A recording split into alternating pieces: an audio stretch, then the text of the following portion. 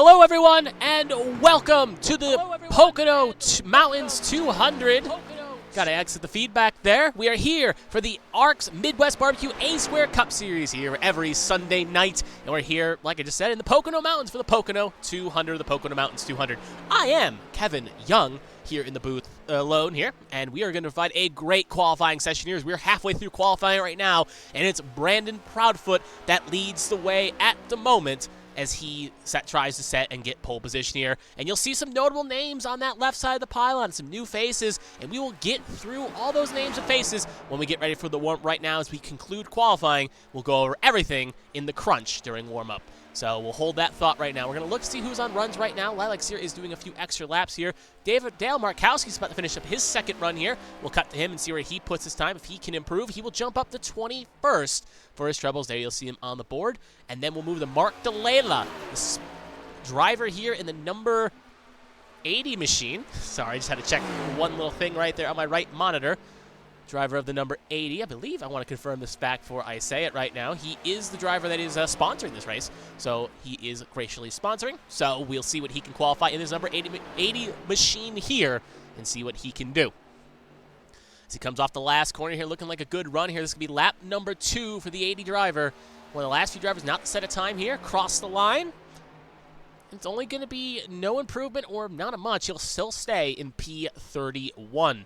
So as it looks like it's pretty much everyone for qualifying here. Actually, we do have two naces jumping out. Josh Battles just finished up his second one. We'll cut to him. But Alfred George, the Bahama man, currently sitting there driving in the number 40 machine for Presidential Racing.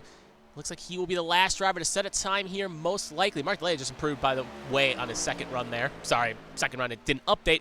He is now still P31. Alfred George, though, couldn't come around here to start lap number 1, I believe, with 3 minutes and some change to go in qualifying. We'll see if he can beat the time that Brandon Proudfoot set on the board here. Across the line.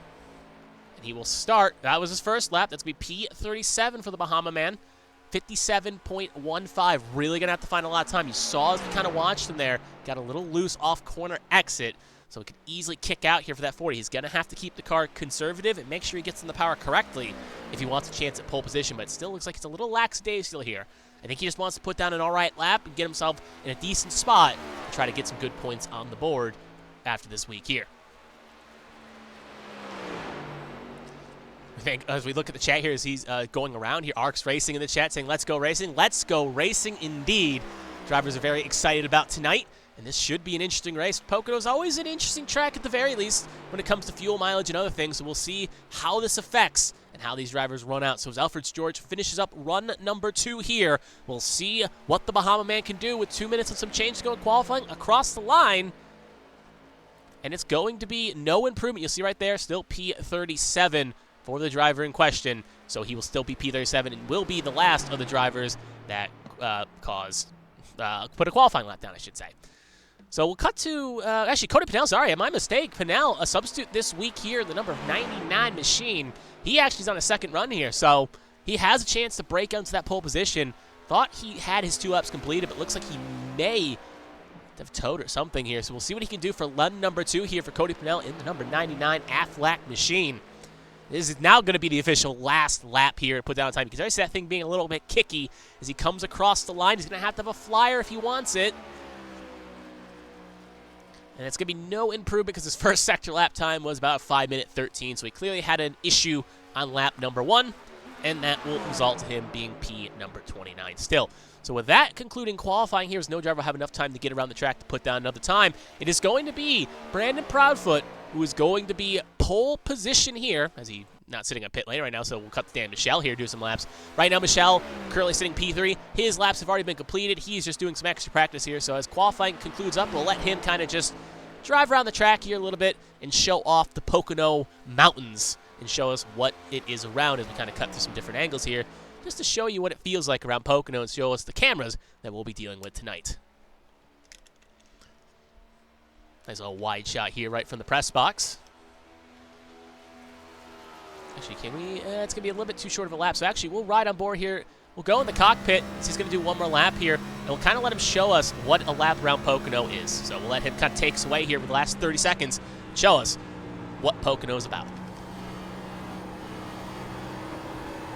Hear that thing wobbling and weaving. Hear it squealing.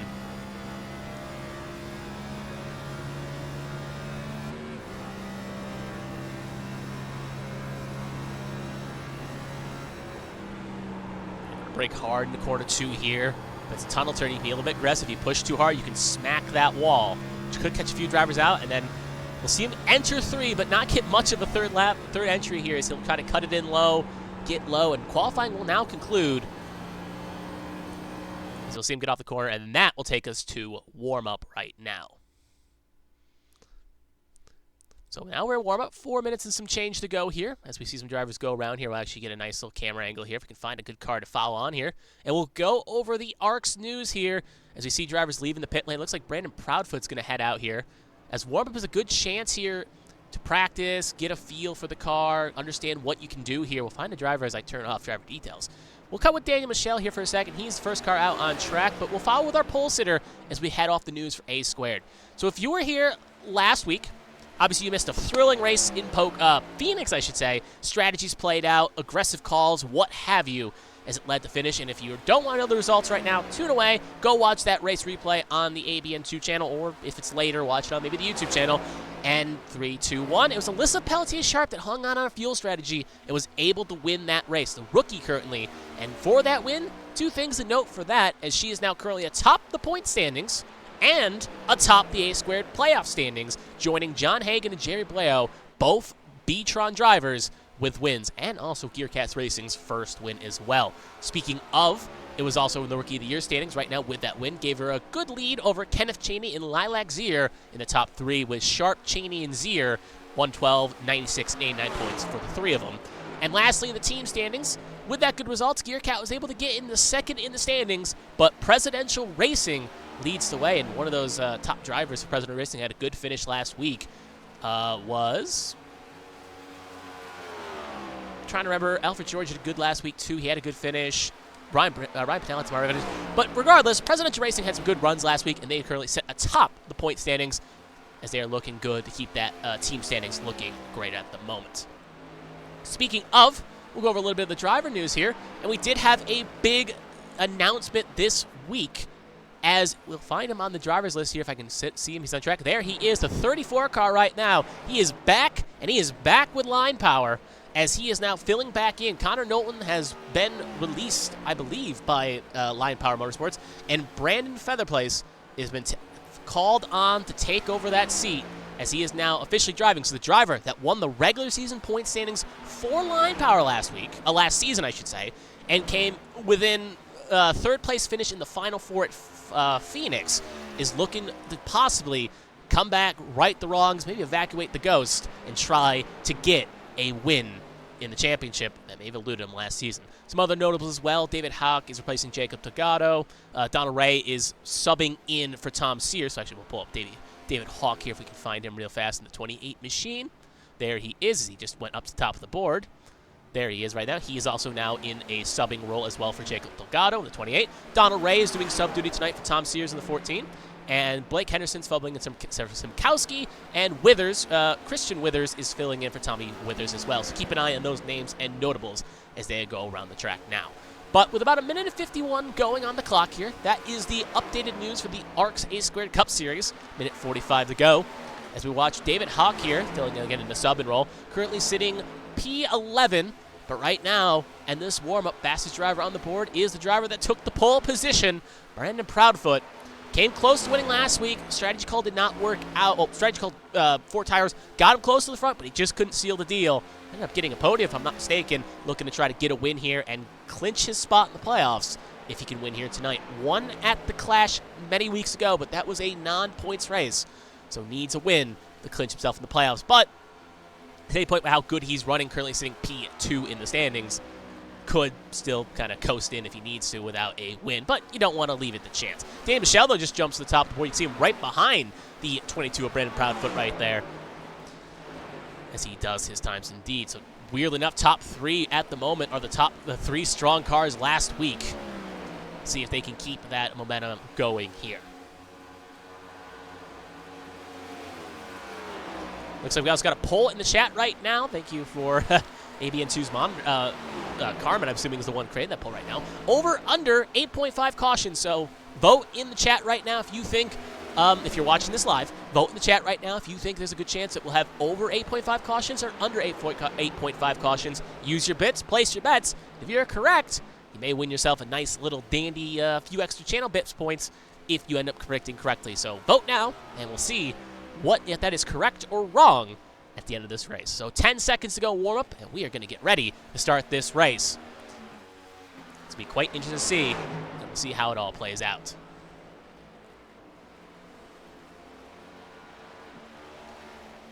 And warm up is now officially concluded.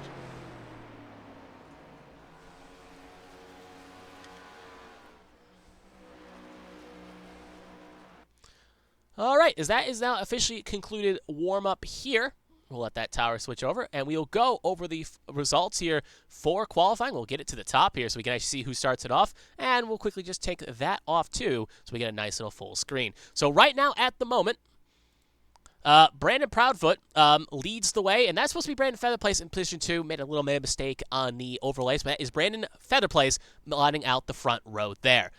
Row number 2, Daniel Michelle and Pacey Wygett will make up row number 2. Seth Wanzing and Lily Pelletier-Sharp will make up row number 3. Lilac Zier and Jonathan Adams will be row 4. Josh Gaiman and Emma Kruger will be row 5. Davey Hawk and Kevin Feemster will be row number 6. Moving a little bit further down the grid here as we'll get it down here. There we go. John Hagan and Jeremy Bray will be row number 7. Dustin Painter and Michael Lawrence will be row number 8. Austin Mongold and Noah Blackwell, podium finisher last week on debutante, looking to try to keep that form going, currently sitting at P18. Ross Baxter and Patrick Oberstadt will make up row number 10. Dale Markowski and Mike LaJoy will be row number 12. David Wright and Richie Catania will be row number 13. Stefan Oberstadt and Tristan Catania will be the next row. Ryan Gomes and Bryant Rupert will be row number 14.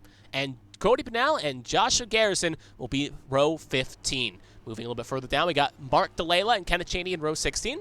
Brian Torchia and Ryan Pennell in row number 17. And Josh Battles and Christian Withers will be row 18.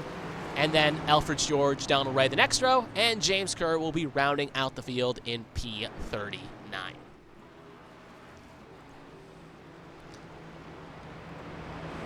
Put up that, switch that real fast, and we should be ready for a good race here. 80 laps provides us in the Pocono Mountains. We'll see what awaits these drivers and see if they can avoid maybe the tricky triangle, and one of them will bring home a nice shiny win and pride as they'll give themselves a playoff spot. Actually, it looks like as the field gets caught up here, a few drivers still leaving pit lane a little late here because of a checkup, so we may be delayed one extra lap here. I'll actually pull it up to TV3 here just to show you how far back they are. Obviously, it's still a pretty sizable distance. Like, as you'll see here, we'll cut to Kenneth Cheney. There's Brandon Proudfoot as they're going through turn 2. So it may get delayed. We'll see here as the rest of the field trying to get caught up. There's Alfred George, last car in line. They're going to have to speed along if they want to get here before the race starts.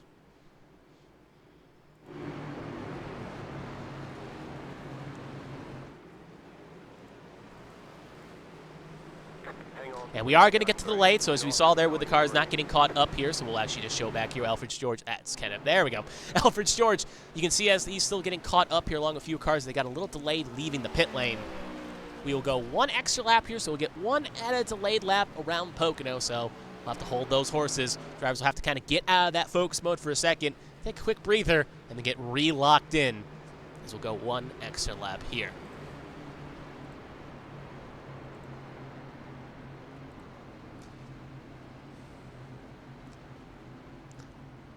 So anyway, as we go one extra lap, now you can see the rest of the field's caught up here. Make this a interesting show, to say the least. As the drivers respecting lines. Looks like the third car in line there's a little bit, taking a little bit positionally backing off there. Looks like Seth Wanzing leaving a little bit of safe space here at the very least. Make sure no one ended up dropping out.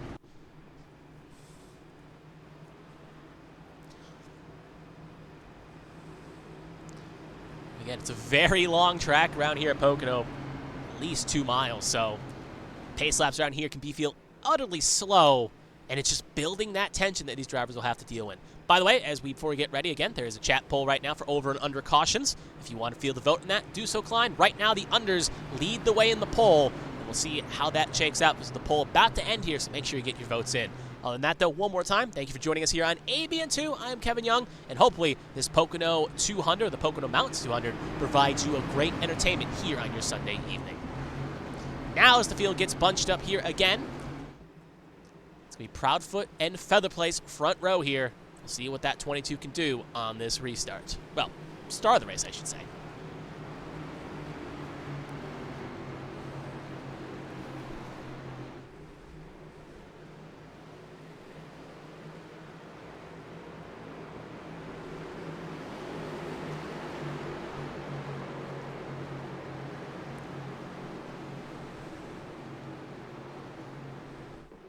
So as the pace car is going to pull on off here, it's going to be on control of the green. Green flag is out, and away we go for the Pocono Mountains 200.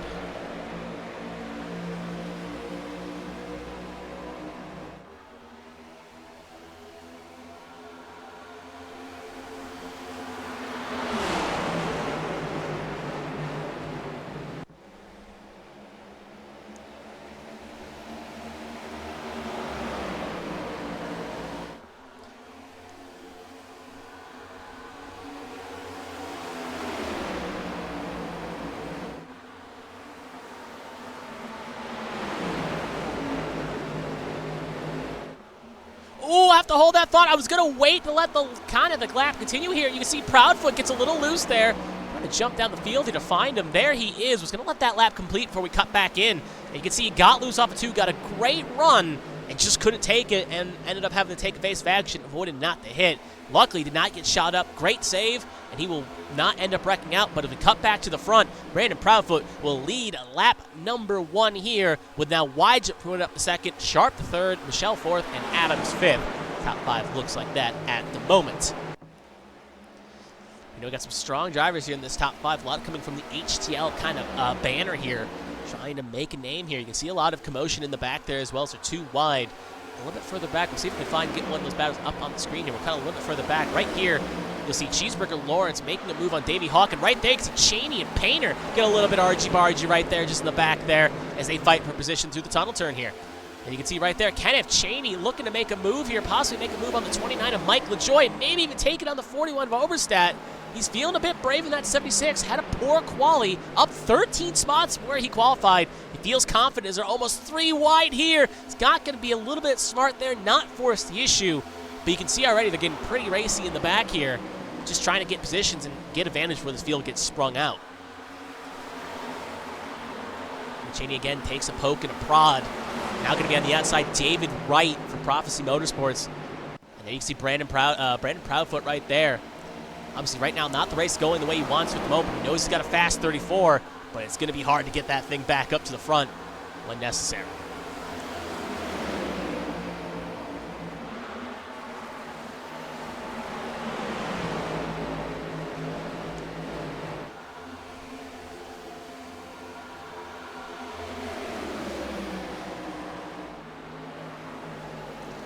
So we'll see as this battle kind of rages on here. We'll keep an eye on the ticker, keep an eye on the names here, and see if any other battles are frozen up here. This is one of the more close battles we got here. A little bit further back, you see Cody Pinnell and Ryan Gomes. They're fighting for position, but up front, still a lead. Pacey Wygent getting a run, so we'll cut back up to the lead here as this settles out. Pacey Wygent right there. Good run in the 1, but not able to really take a chance here to get a good run here, but setting up nicely maybe for the tunnel turn here. And this is where an example of don't want to bring your stuff up too early here, but if you get the run, you definitely want to take it and take advantage, because clean air is definitely a commodity around this circuit.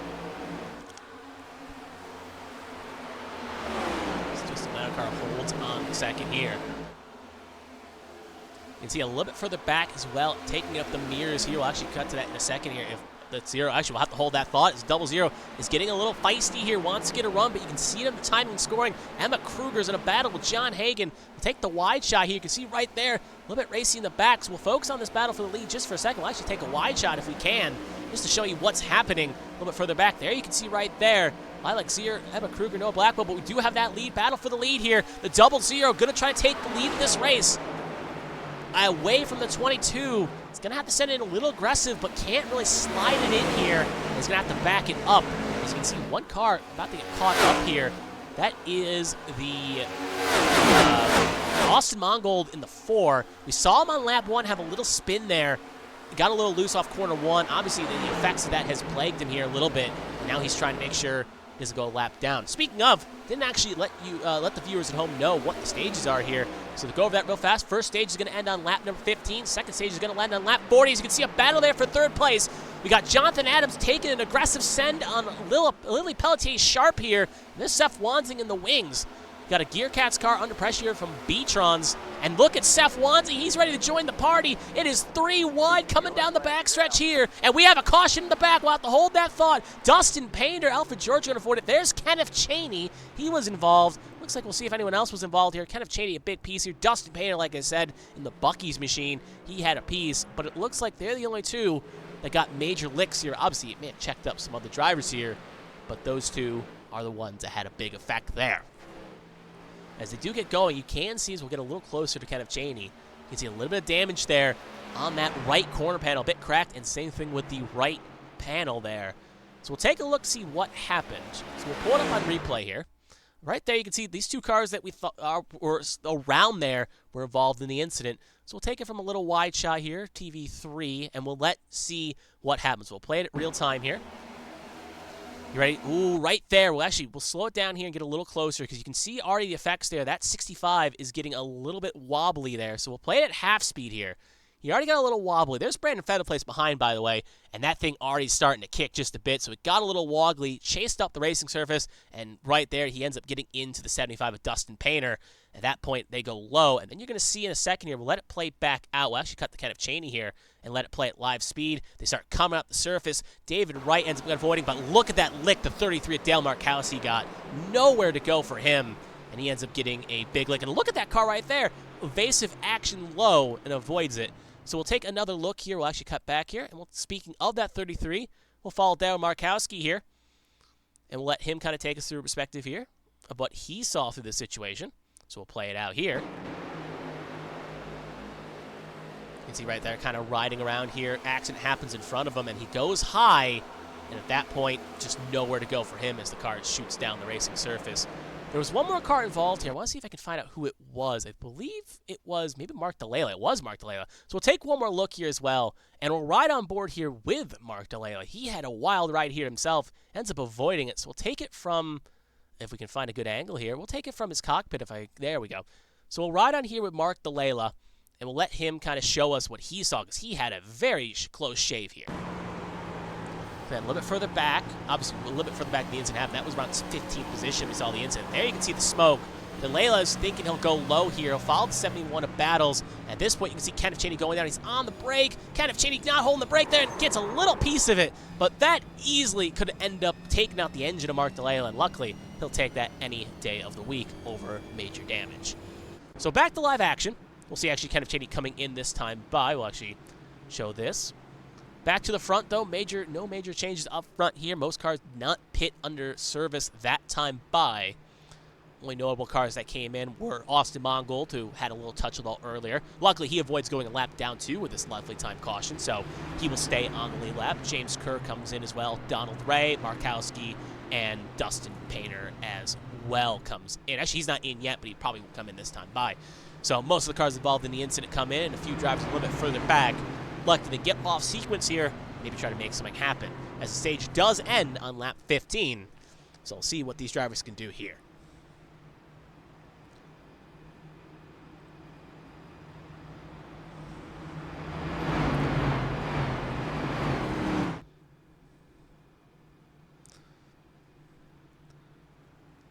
So we saw him, I want to take this time as we got a little bit of a breather here before that point. We saw him getting a bit racy here. It ended up kind of hurting Seth Wansing just a bit. We'll focus on him for a second here. As he was getting a good run on Adams and Sharp, and when the caution came out, he couldn't complete it, so he still beat P5. We saw Wygen and Proudfoot have a little bit of battle too. Proudfoot obviously hung on to his nerve. And right now, something that's plaguing that 9, we saw played in the last couple weeks. He's having some connection issues, a little bit of blinking here.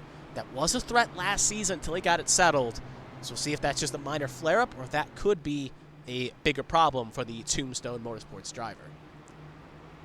I guess even the owner of Tombstone Motorsports, formerly known Sunday Money Racing. Well, owner in this division, I should say. So anyway, lights are going to go out in the pace car this time by, more than likely,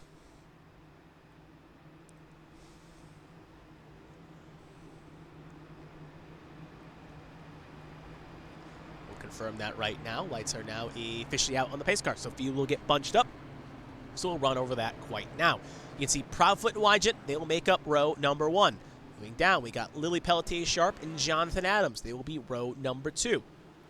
See if we get a little close here. That's farther. There we go. Seth Wanzing will be in row number 3 along with Daniel Michelle.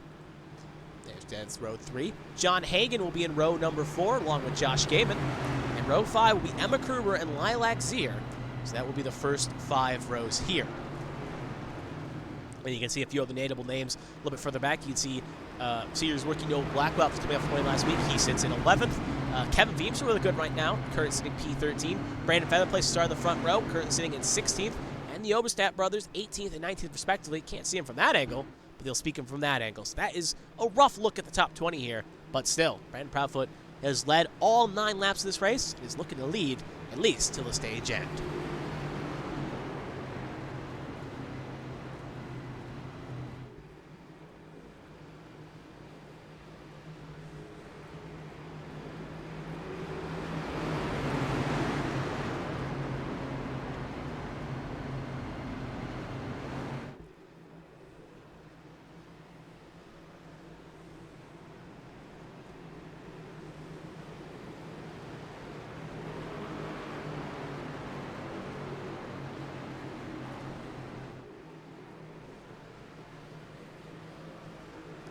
So as Cole is going to be on Proudfoot here, as the pace car is going to take the Lonesome Road down here in just a second.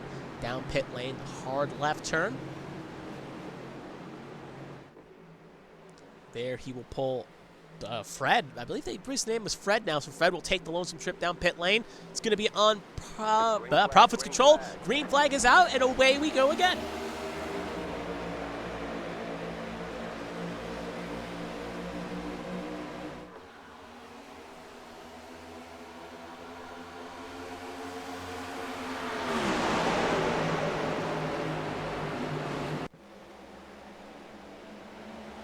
See, already getting a little racy a little bit further back. Top 2 pretty much settled out here at the moment. But you can see in the wide shot, 2 wide, a lot in the pack there. And also there in position, Seth Wanzing under pressure from 64, John Hagan. Actually, not John Hagan. It is John Hagan, but a number change here, it looks like. Driving the 64 here, usually in the 81. It's a bit of a different number here, but still battling for position here. Actually, refresh trading paints here just to see at the end of the stage here to see if that is updated paint. Make sure that is correct. But right now, battle hold station. And you can see up front, though, again, we see battles here a little bit further back. But in the top 2, it is still Proudfoot leading the way. But Sharp going to get a good run here for second. Looking to try to go back-to-back here. Going to take the low side of Pacey Wygent and see if she can make it stick on him. And Wygent maybe looking to take the long way around on Proudfoot. Not going to go as deep, though. Outside does favor on the run off turn 1 here. Right at the moment, it is going to favor the 00, and that may also help Adams here, who's sitting in the wings, going to get a good run, and now Sharp went for the aggressive pass, now going to end up possibly losing 2 to 3 spots. So you got to pick your moves carefully here. As you can see, Proudfoot Wygent just on the corner panel here. Then it's Adams, Sharp, and Michelle fighting for top 5. We'll still focus on this battle here. Actually, take a wide shot here. Focus on that battle. Actually, it's tighter. There we go. As you can see, Sharp, though, makes a good move off the corner as well. And gonna get around Daniel Michelle. You can see him also getting pretty racy in the back as well. Car gets a little loose there further back, but focusing on this towards the front. As they hold out top 5 here. We'll see Wygent looking to make a move. We saw Sharp try it on Wygent to less success. We'll see if Wygent, that Caroline Beagle machine, can make the move. He can, but he's going up a little bit too high. And that's gonna open more for Proudfoot to do the over-under.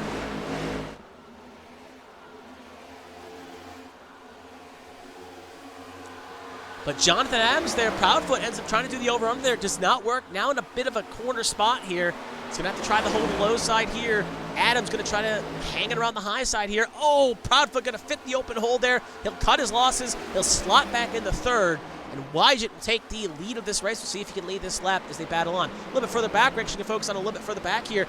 Lawrence and Overstat here fighting for 15th and 16th. As you see a little bit of a box out here happening as the rest of the top 10 is pretty much single file here. Lawrence gets a little tap in the wall, though, as they rage on. Actually, we'll cut back up to the front here. As you can see, a battle for third happening as Proudfoot going to try to make a move here on Adams.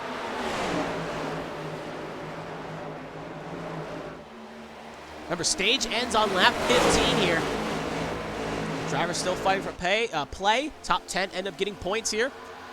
We'll see a nice little blow-by shot here. Proudfoot able to hang on. Actually, not be able to get a move on Sharp. We'll slot back in line for fourth. And there's John Hagan looking to make a move. As I clicked the wrong name. There we go. As Hagan can try to make a move on Daniel Michelle here.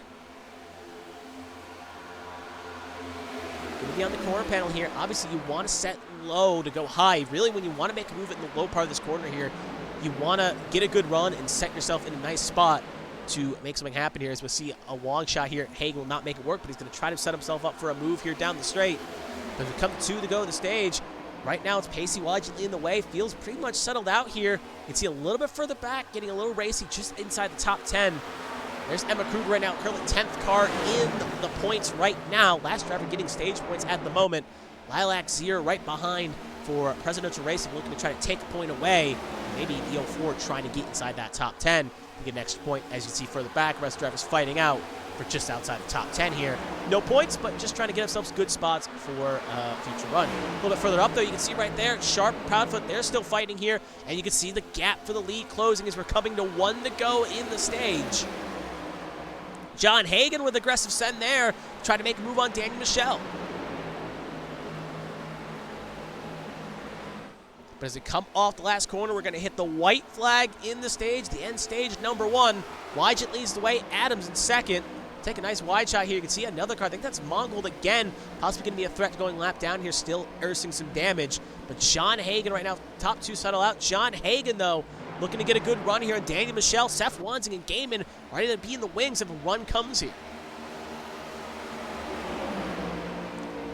Look at that as well. Proudfoot going to try to make a move and up towards the front as well. Pacey Wygent going to get poked by Jonathan Adams. Adams going to try to take the low side. We'll see if he can clear it. Battles for first, third, and fifth here. Adams going to run it close. You can flip a paperclip between the two of them. Adams, though, not going to try to get away. You're going to try to set up for one more move here. We'll see if Mongold maybe plays the factor here with his dirty airs. They come off the last corner. 8 going to go aggressive. 00 can't hold it. Jonathan Adams going to go up. We'll see if the 00 can hold it under here. Gets a little loose. 18 also gets loose in the wall, and there will be a caution. So the stage will end prematurely there. Yellow flag called just a bit early. Not seeing any incidents on the battle box here. Everyone looks relatively in order here. But regardless, that will end the stage. So Adams holds on. Wygent will get second. Sharp gets third. Proudfoot fourth. Michelle will get fifth. Hagan will get sixth. Wansing will get... Actually, they'll order up here, so let them kind of settle out here for a second. It's going to be Adams, Wygent, Sharp, Proudfoot, Michelle, Hagan, Gaiman, Wansing, Breo, Kruger, your top 10 in the stage here. Okay, it was a little earlier than the stage there, so it makes me wonder if there was an incident, but we'll go back to the pack here, see if anyone's got any damage back here, just to see. Regardless, we'll end the stage, but no major incidences, no major cars looking like they have any damage. Everyone's up to the field. You see a little puff of smoke there, but that's drivers getting on the brakes. But if we look a bit further back here, no one's got any major damage, so possibly an early call, maybe a slight spin that race control thought was deemed a caution. But regardless, stage 1 will end in the book, and the second stage will end on lap 40.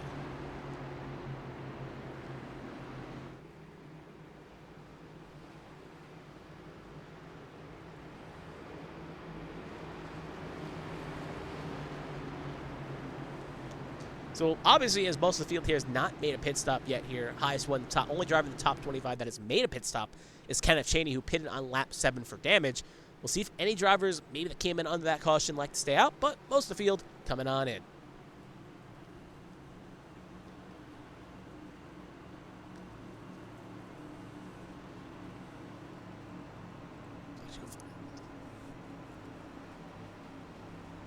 As we see drivers take their service here, it looks like one car staying out, and it's going to be the 4 machine of Austin Mongold.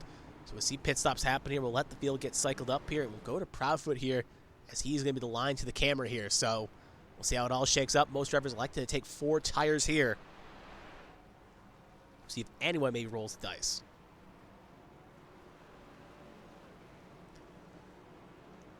As the race off pit road concludes here, it looks like it's going to be Jonathan Adams hanging on to his lead. John Hagan's virtual crew will get him second, it looks like. And actually, Jonathan Adams a bit slow there off pit lane. Actually, you see him leaving here, still halving up time here. He is stopped. He won the race. Now the question is this an issue technically right now? Or is there a problem? So we'll focus on him for a second here, see if he can get it going here. As he won stage 1, you wouldn't want to see it end up bad happening here. Now he'll get it going. So we'll see if he gets those spots back or not. We'll have to see how it is ruled. But at the moment, whatever plagued that 8, it's a good time to do it now at the very least, I guess, to make sure everything's connected if there's a problem. But speaking of, Austin Mongold electing to stay out in that Caterpillar number 4 machine.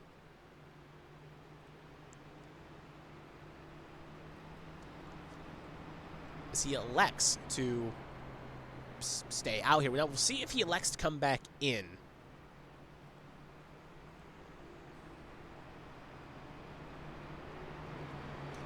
If we'll take service. If he elects to stay out here, it makes you wonder, because we saw him under threat there going a lap down, so we wonder if that 4 machine is still wounded. He is not going to come back in, but a few cars are going to come in for second stops here to top off. Lil Pelletier Sharp, Josh Gama, Emma Kruger. All in this time by here for extra service. So makes me think that there could be some fuel concerns here at the end of stage. So Michael Lawrence as well, Ryan Gomes also in that 55 Caterpillar machine. So all cars coming back in for topping off here. And that's going to promote, again, Austin Mongold and Pacey Wygant to the front row here. So his lights are out on the pace car here. We'll quickly run over the top 10 as now it is shaken back up. It's Mongold and Pacey Wygant, row number 1. Hagan and Proudfoot, row 2. Michelle Braille, row 3. Feather Place, Wansing, row 4. Blackwell, LaJoy, your first 5 rows. And since this stage is longer, as we'll actually flip it over back to the tower to show you how long it is, obviously lap 18 of 80. Stage ending on lap number, want to make sure I got it written down correctly. It is lap number 40. So being slightly longer here, about double the length for the first stage, there could be some concerns that maybe these cars maybe not have the fuel here. They may have to save some fuel or a pit stop and a top off maybe in these drivers' repertoires if we don't get a caution in this stage.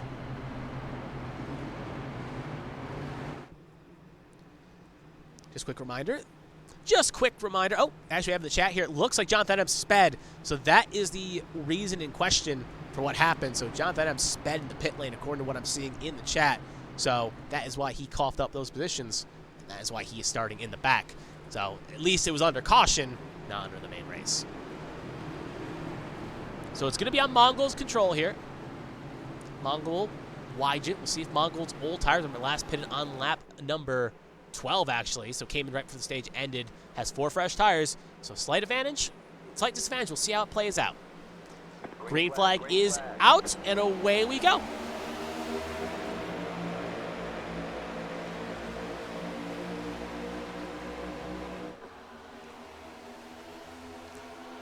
The car is beginning to fan in and out of lines here.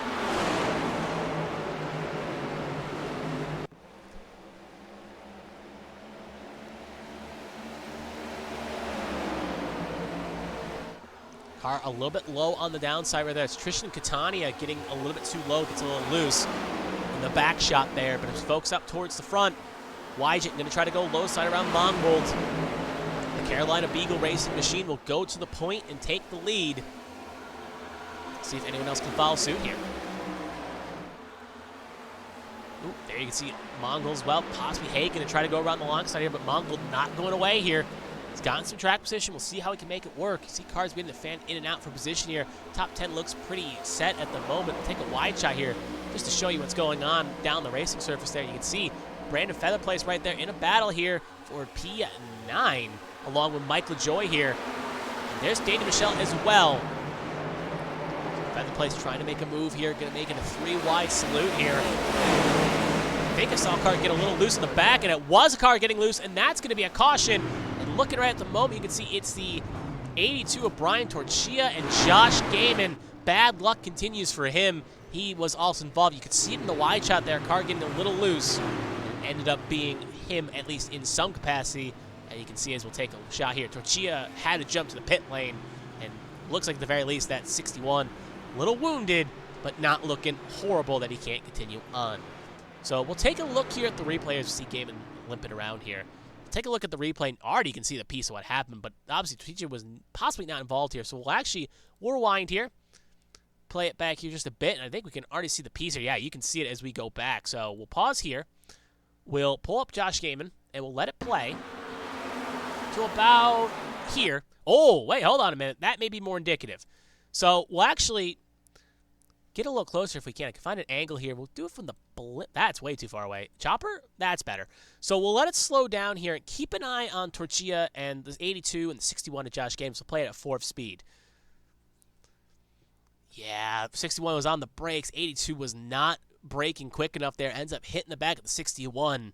And then you can see the 61 get a little loose here. Well, it's already loose. Trying to save it. Down on the apron. It starts shooting back up. Almost has it saved here. Looking great. And ends up, I believe, is going to keep sliding up here. Still trying to save it. And at that point, it loops right into the 82. And the 82, obviously, nowhere to go. No one else will play at live speed here. It looks like no one else ends up taking a piece in this incident. You can see a few cars getting close there, but no major incidents. We'll take one more look here as well. We'll take it from Torchia's perspective here and just kind of see it from him here. So we'll back up here. We'll go into the cockpit camera here so we can see on board with what he was seeing in this situation. And we'll let it play full speed and show you what happened with him.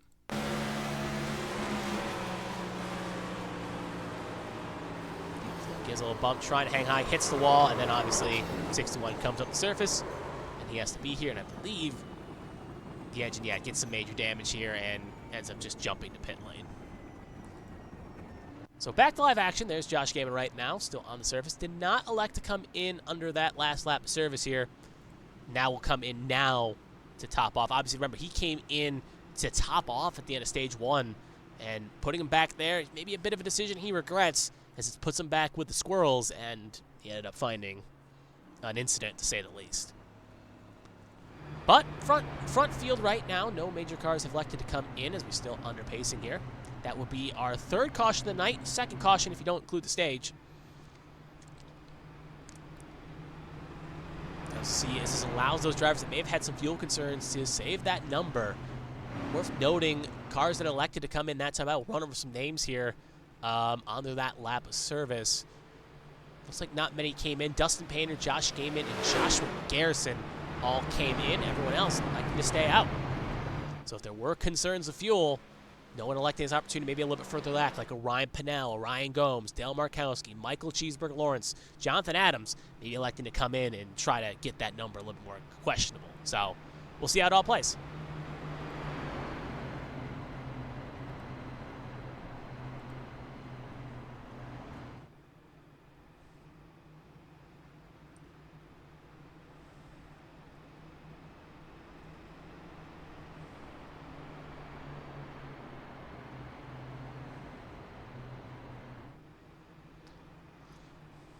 So actually, while we have this quick caution, I'm going to do a quick refresh on trading paints here, just to make sure everyone's in their updated schemes. We'll do a quick refresh there. As they should load in quickly here, hopefully. If not, we're going to have some problems there. We can see cars already beginning to bop in here. Just make sure everyone's in their updated paints. There's Proudfoot still running the same scheme and whatnot. Still cars beginning to catch in here. These cars beginning to long in here. So as trading paints begins to load here, there goes cars will get the pop in here. So hold on the apologies here as cars begin to load in. But it's still going to be Austin Mongold and Pacey Wygen in row number 1 here. Then it's going to be Proudfoot and Hagen in row 2.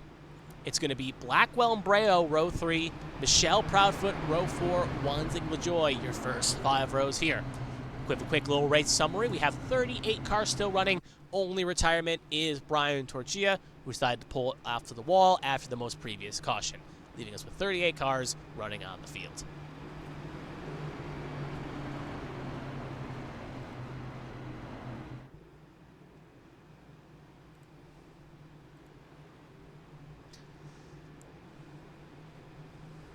So we'll see how this all plays. Again, just worth noting, B-tron, remember, has won 2 out of the 3 opening races right now on the season.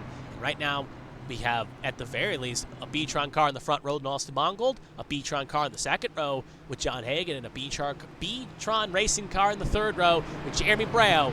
So your first 3 rows are all B-tron, and weirdly enough, they're all on, well, 2 out of 3 on the inside. Austin Mongold only one on the outside, as he was P2 when the time of the caution concluded. So B-tron obviously trying to keep that form of dominance here, but yet not leading the constructors. That is currently Presidential Racing, who have no drivers currently inside the top 10, looking to make that change as the run goes on.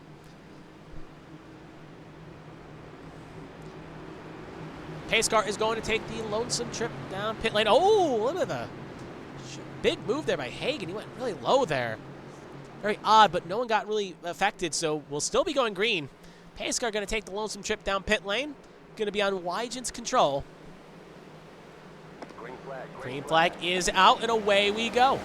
Good restart by the 00. The 4, not as much, and that's going to put Hagan up to second, as Mongold going to try to hang on the third.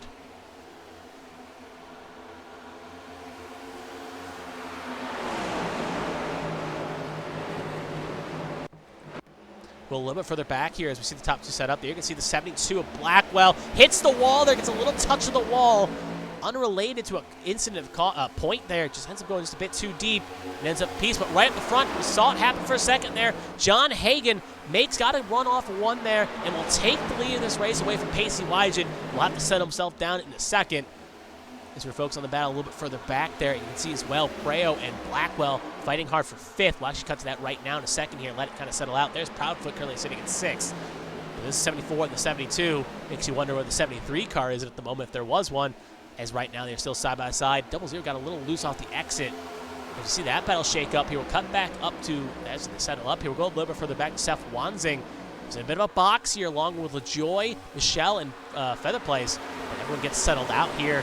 Wanzing, though, under pressure from Michelle as they fight for position.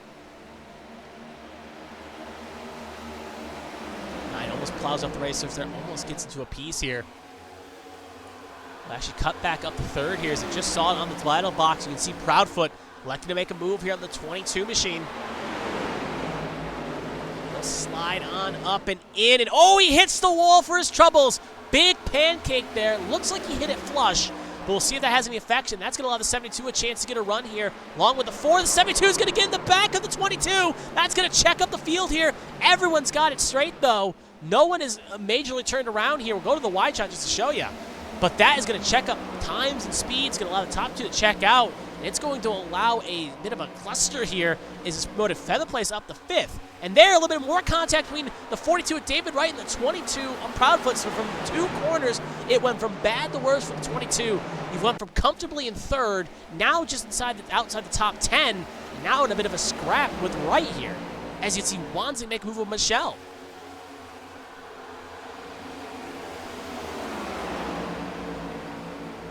So they fight here for position. You can see Wanzing just a little off the road. Former teammates at Tombstone, they're side by side. David Wright and Proudfoot, they're side by side, still rubbing and banging on each other, those 2 machines are. And we have a caution here, so we'll have to hold that and reprieve it. We'll see who exactly it was here. We'll cut a little bit further back. Maybe Emma Kruger. No, she is okay. It looks like it's a 23 of Christian Withers, as he is a little bit slow on the back. And actually, it wasn't. It's James Kerr and Patrick Oberstadt. My apologies to Christian. You can see right there the 41 stuck on the outside wall, and James Kerr right there a little bit wounded at his own trouble. So we'll see exactly what happened here. We'll see if James Kerr can see the damage right there on the effects. So we'll take a look at the replay here. As we see him slide it there, car looks at least okay to continue. And you can already see maybe where a bit of a piece happened here. 3 wide, just for perspective, 3 wide, 24, the 1 and the 99, and then 3 wide, the 8 of Jonathan Adams, the 41 of Patrick Oberstadt, and the 04 Emma Kruger. So we'll take it from the, we'll play from this angle here just to see exactly what happened here.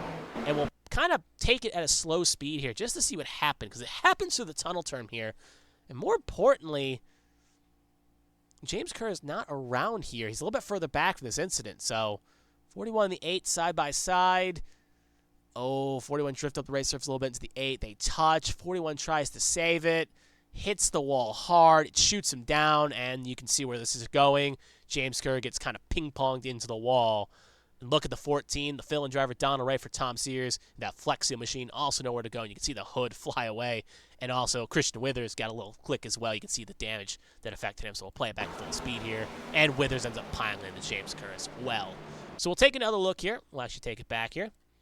Take another look from James Kerr's perspective, and this was a high angle. We'll take it from the cockpit here. We'll let him show us what he saw from his perspective here, because he had a wild ride himself, and he probably has a good angle here of what he saw going to the corner. See the bump there between the two right there, and obviously he's just hoping to get around and ends up getting slipped sideways. And then, yeah, just ends up getting a bit of a lick there. We'll take one more look at this incident, too. We'll take it from the camera here as well. We'll take it from if we can find a good angle here. We'll take it from the angle. I want to watch one more time from Donald Ray's perspective. I was in a fill-in role for line power. Ignore the tombstone there. You can see going through the corner here, just minding his business behind James Kerr. Goes a little bit too high to maybe avoid the wreck possibly happening, and yeah, nowhere to go. But luckily, not a lot of damage on that 14 though. Should buff out quite nicely. So back to live action, you see James Kerr, Donald Ray on pit lane. It's a bit of a crowded place. There's Brandon Proudfoot. He has come down for service. He's going to have not a lengthy stop, but he is in to fix his damage. Josh Garrison also came in, but that was a regular stop for him. So pit road, a bit of a crowded place, and it's a good time to any under this caution, maybe to come in, buff some damage out, as we are still a little bit of ways away from the end of the stage. Stage ends on lap 40. We still have a little bit of ways to go. John Hagan has the lead of this race, though. And it's going to be Hagan, Wygant, Mongol, Braille, Feather Place, your top 5. And also, this caution does allow the ability for the cars that involve that little checkup with Proudfoot and Blackwell to get caught back up here. Allow them a chance to kind of get regrouped and make it happen. By the way, we'll do 2 quick little updates here as the cars go around here. One, for those predicted over and under caution, the poll has ended a little bit of ways ago. Under was in the lead at the time of the poll being closed. So we'll see if under 8.5 cautions can come ahead or if over will end up winning the day. Secondly, I did forget to do this at the start of this race here, so we'll do this right now here. So we'll take the Pocono logo off. JTT poll qualifying here. Obviously, we forgot to get the graphic on the screen, so we'll give them a second here to shout them out on the screen here. Thank you for sponsoring poll qualifying, and actually we'll put the pole sitter on the screen right now. Brandon Proudfoot, obviously a little bit wounded at the day, but he was our pole sitter, and he was pole, so thank you for them for sponsoring qualifying. And we will get you next week on the screen to see more cars coming down pit lane. So we'll pull back up Pocono and take that away. So lights should be out on the pace car right now.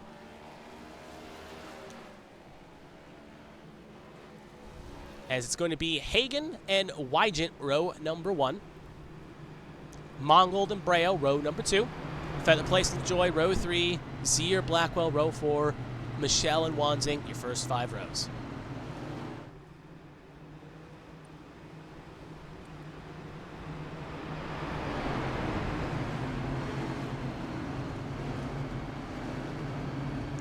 Again, Pocono being such a long track here. It being such a long surface. It takes a while for these pace laps to conclude here. So, and obviously it's not going to get much better per se, but at the very least with Sonoma being next week, obviously it being a long track, but at the very least, since they are following the ref camera, there should be stage cautions at those races. We'll obviously confirm with A-Square management on that one as well. But next week is Sonoma, so less chance of cautions, but when we do have stage breaks, if cautions are called for those, we'll see if they follow those rules or not. We'll see how it plays out with the field on that.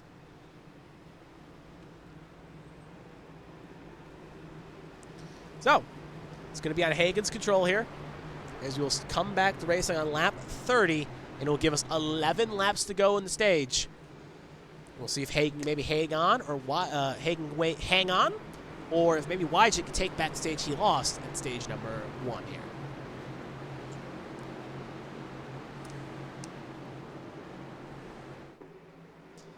Pace car going to take the lonesome trip down pit lane.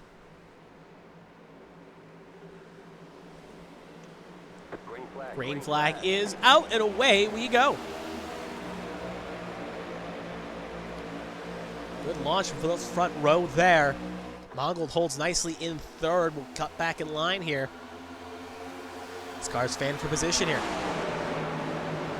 You see just a little bit further back there, Feather Plays making a move here on the 74 Breo. Zier washes up the surface a little bit in the LaJoy. They don't touch. Car's taking evasive action there to avoid incident.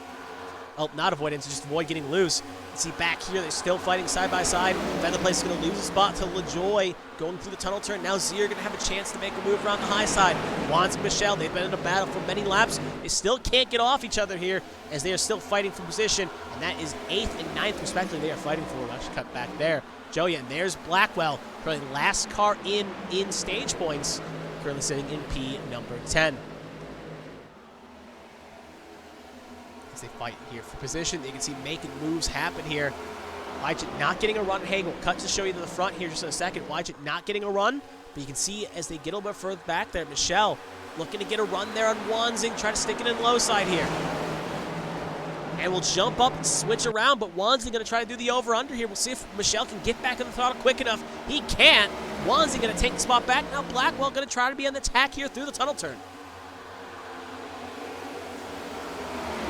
There's also Liz Peltier Sharp. Remember, qualified in the front first 2 rows. Came in topped off under the end of stage 1. And now, highest car at the moment that did that, currently sitting in 11th, trying to get inside the top 10 here. Michelle almost has a little brush with the wall. Speaking of, fastest car at the moment, fast stage 1. Brandon Featherplace currently sitting in P number 6.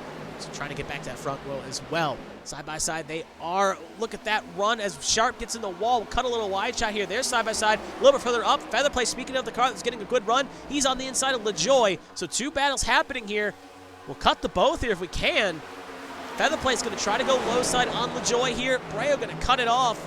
Well, not going to be 100% certain Featherplace can complete this, but he will, so proves me wrong, makes me a doubter. A little bit further back, though, Blackwell, Sharp, and Michelle still fighting hard here. Car way off in the racing surface there. Face of action, it's Ryan Pinnell. He hits the inside wall hard, and it's going to lock the wheels up. He is definitely going to try to limp around. We'll see if he tows. No caution called yet, though, but you can see that thing is very wounded. Back towards, closely to the front here. We'll see if we can find one. There's a big battle here between the 3 and the 04. David Wright and Stefan Oberstad here.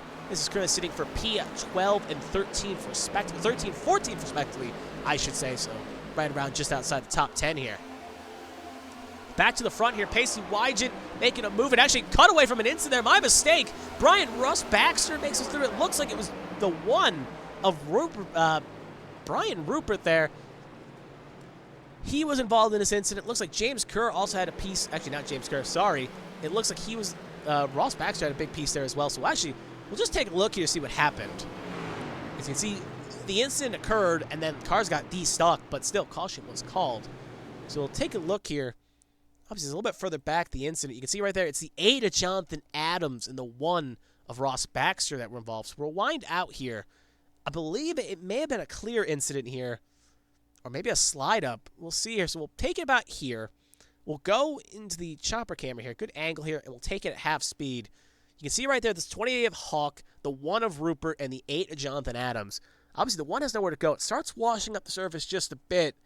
And I think, yeah, he washed up the road and either didn't know the 8 was there or just washed up and had no control. They get stuck together. The 1 gets hooked on the 8, and they're still slowly. And race crew decided that this was a caution. No one else gets involved here. We're playing at full speed.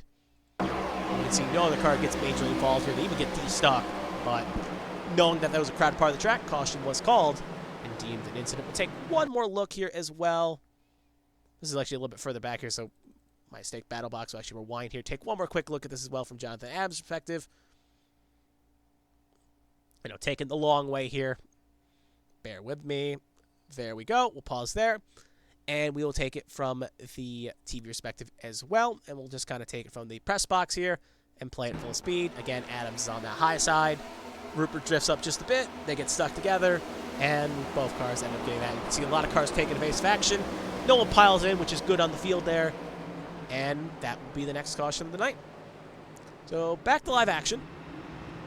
Back to the front. John Hagen. I was going to the front here because I saw Wygent was looking ready to get a run on Hagen, but couldn't get the job done before the caution was called. So Hagen still leads the way as it's Hagen, Wygent, Mongold, Breo, Featherplace, your top 5.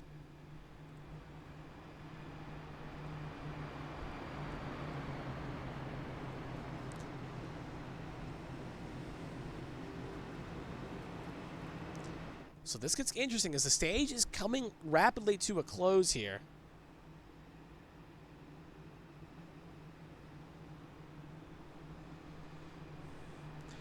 Stage again will end on lap 40. Assuming the lights will go on the pace car this time by... Nope, they are still on, so we're going to go one more lap of pacing here.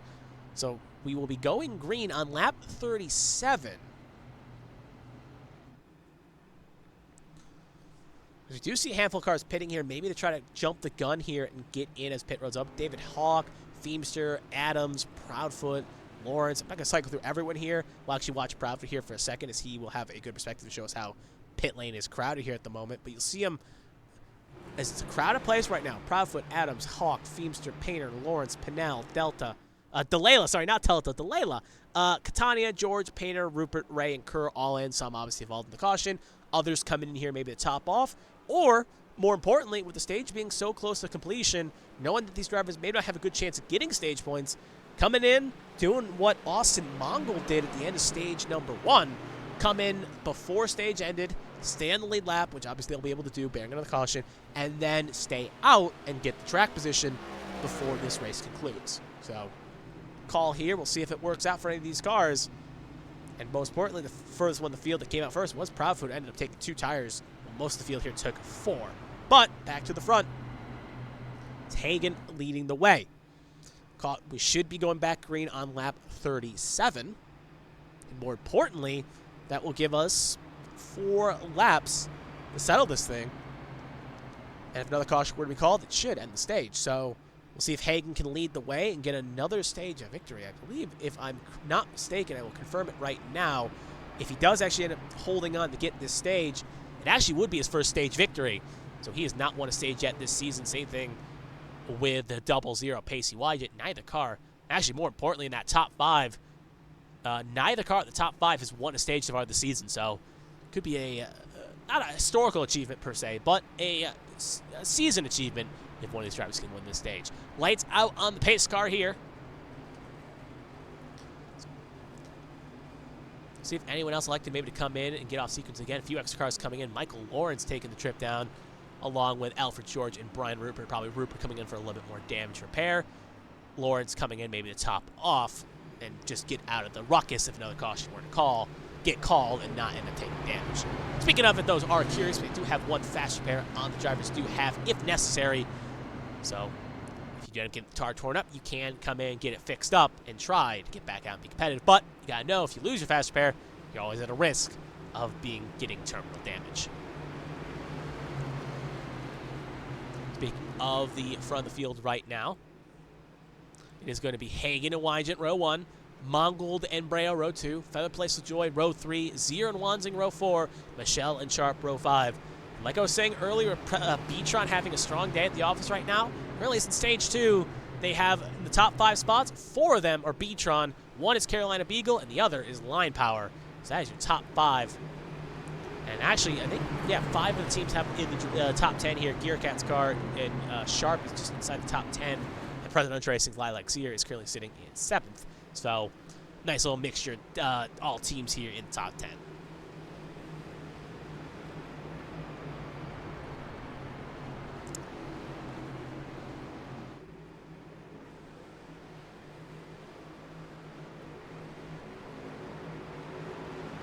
So as the field gets bunched up here, well, the field's already bunched up, I should say, as we're getting ready to go green here. Pace car going to take the lonesome trip down pit lane. They're only going to have 4 to go on the stage. Pace car is off. Green flag is out, and away we go. Great lead launch by the 00 there. They're going to be side by side going to 1. First 2 rows, all side by side here. So we'll see how it plays as they head off into turn 1.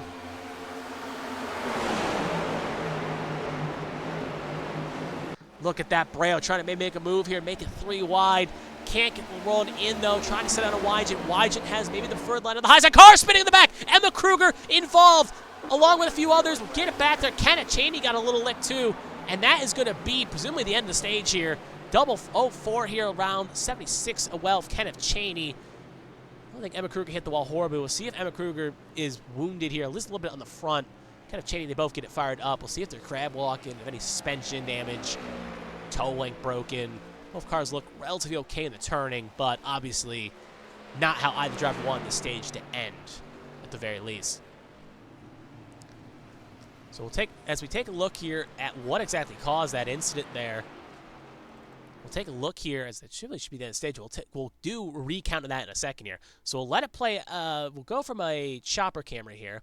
Usually a good indicator to see what happened here. Obviously, that 04 white machine, and Kenneth Cheney's right behind. We'll play at a 4th speed here. We'll slow it down. I'm going to guess Emma Kruger gets a little loose here, but obviously you can see our Wanzing Michelle get a little touch there up the road. They get it settled out, though.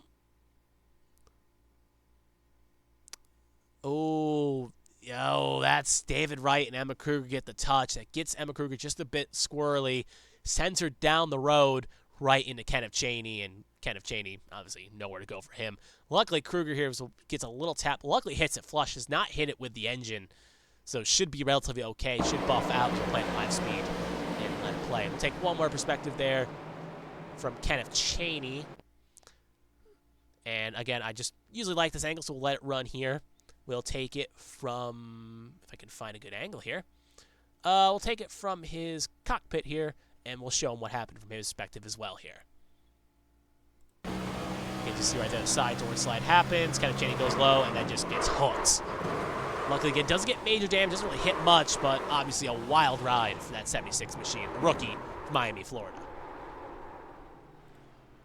So back to live action here. Obviously, with it presumably being the end of the stage here, it would be helpful if I turn the race information off. There we go. With it being the end of the stage here, John Hagan coming in, rolling the rest of the field here, everyone in. So it's going to be Hagan, Wygent, Breo, Mongold, LaJoy, Featherplay, Sear, Wanzing, Sharp, Blackwell, your top 10 in the stage. They will all get stage points. And Hagan will get his first stage win of the season. Go nicely with the win he got at Las Vegas. Rest of the car is in. We'll cut to first car close to the pit lane here. We'll see if we can find one.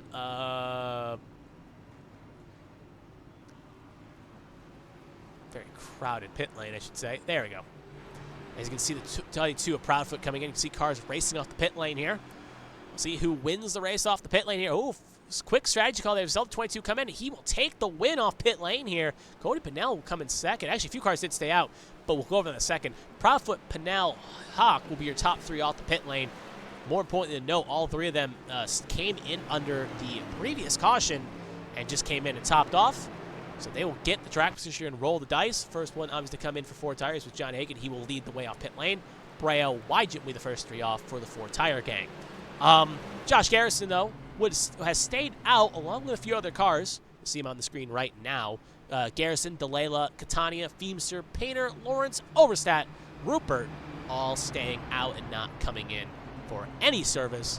And they're going to try to take the track position and maybe try to run with it here. Portland note, Josh Garrison last came out on lap 27 for 4 tires. Everyone else came in on lap 34 and 35 for mixtures of tires and fuel and what have you. So Garrison, with the biggest tire deficit here to the field, about 11 laps. The rest of the gap is a similar gap we saw with Austin Mongold, which is about 3 to 4. And in turn, that worked out for those cars in question. So we'll see, Austin Mongold's case, so we'll see if this maybe rolling the dice strategy works out for the front of the field here.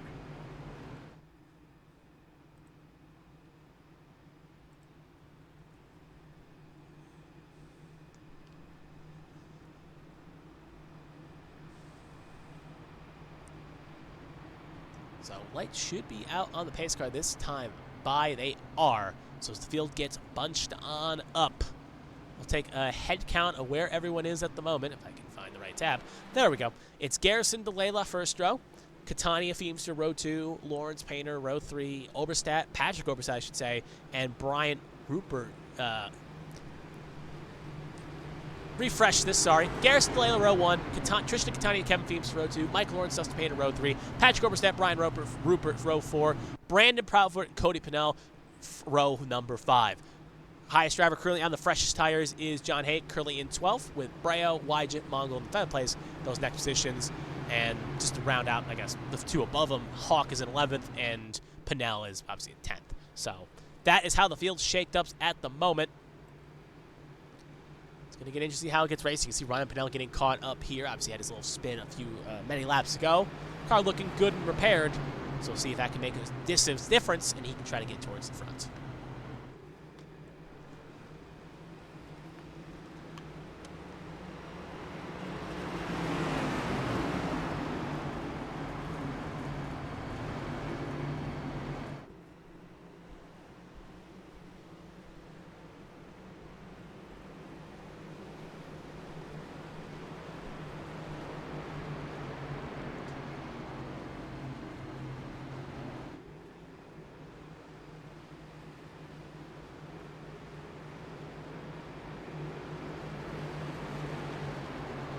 So as the field is already bunched up here, pace car about to take the lonesome trip down pit lane. We're going to see how this all shakes. Garrison will be on control for Next Gen Racing, team owner, looking to maybe get a good finish here and maybe win this if he can hang on. Pace car going to pull on off. Green flag's out. Garrison gets a great launch, and away we go for the final stage of this race.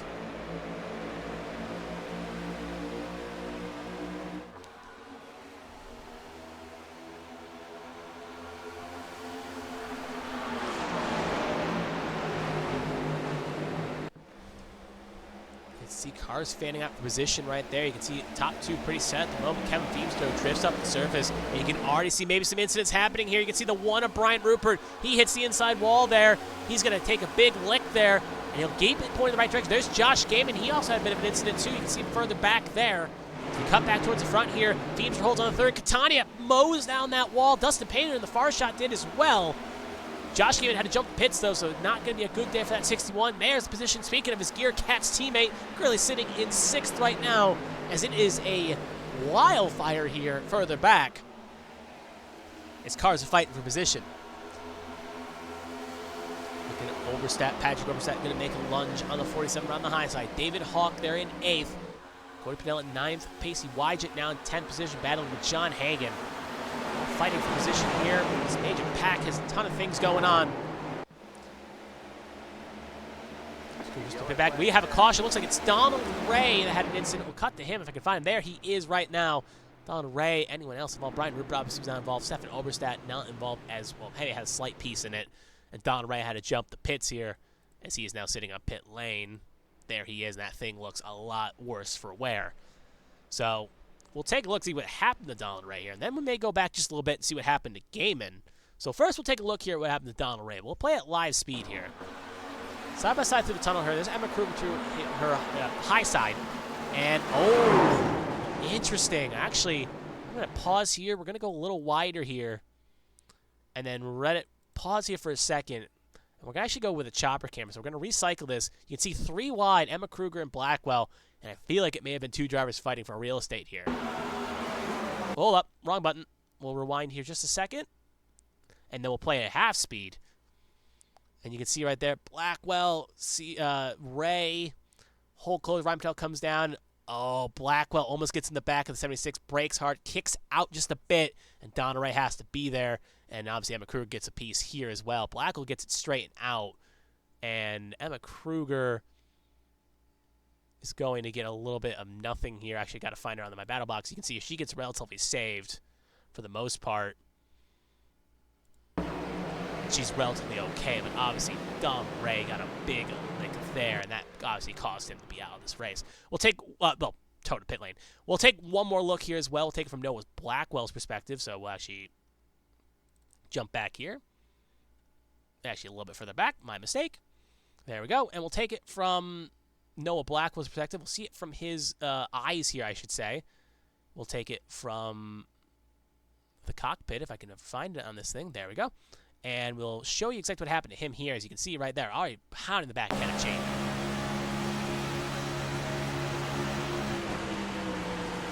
Right there, just tried out running back and ends up plowing in the Donald Ray. That's giving him a horrible lick there. We'll take one more look here as well. I want to see one more thing here. If I can pull it up here. I want to see what happened to Josh Gaiman. We saw Brian Rupert have an incident. We saw Gaiman have to jump the pits. So we'll take it from camera angle here, and we'll wind out here just a bit, just to see if he ends up getting a major lick here, because you can already see some effects happening. So this is right on the restart here. Not involved in the caution, but just want to see what happened, what caused him to jump the pit right here. I was trying to make him remember Wanzing and Sear, this feather place. Oh, just kicked. Didn't really touch Sear, just kicked the other direction. And you can see there's Rupert on the inside. At that point, that thing is just damaged enough that Gaiman decided it just wasn't worth lunging around. So back to live action. Obviously, that's where Gaiman would be right now. I think he's taking it behind the wall. And we'll go back to live action here. Josh Garrison still holds the way, leads another few laps here as field gets nice and bunched up. No major, only drivers come in last time by under the caution here. You can see right there the 23 of Christian Withers getting their lap back, or a lap back, still going to be at least a lap or 2 down. as Rupert was not involved in the incident, but not getting his lap back. So anyway, we'll take a quick look here. We'll go over a quick race recap here, I should say, as right now Garrison leads the way. Drivers that came under the last caution: David Wright, Noah Blackwell, Dustin Painter, Stefan Overstedt, they all came under caution. Right now at the moment, we have, I believe, I want to make sure I got this number right here. It is 35 cars on the lead lap, as Kerr and Rupert are still on the lead lap at the moment, but if they do not beat the pace car, they will be put a lap down. And Withers is currently a lap down, and Ray, Gaiman, and Torchia are behind the wall. So 36 cars still running. Withers only one lap down at the moment. We'll see if Brian Rupert can get out of pit lane here. He will leave pit lane just in time. So we'll have, and actually I think my mistake with this going around, it should put Christian Withers back on the lead lap, I believe.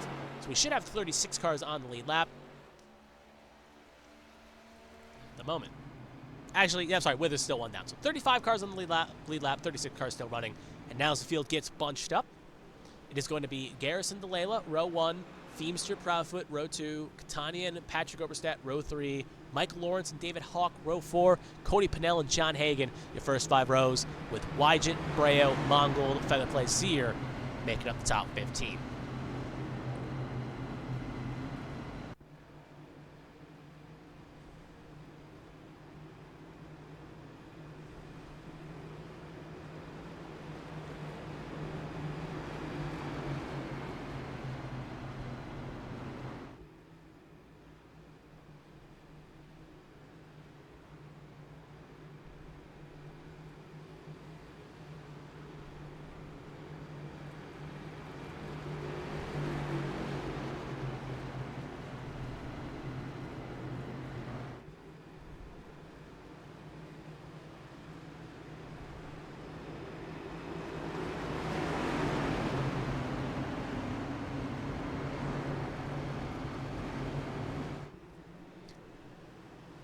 So as we get ready to go green here, again, it's going to be interesting to see as we are in the final stage. One pit stop still looms to the majority of this field here. They'll have to take at least service one more time. Let's see how this all plays.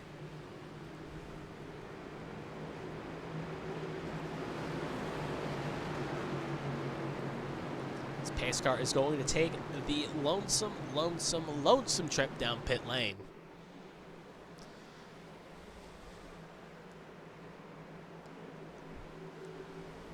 Going to be on Garrison's control. Green flag is out, and away we go. Another quick launch there for Garrison. See, he's trying to quickly get in there, out as quick as he can. We'll see if the rest of the field can hang close.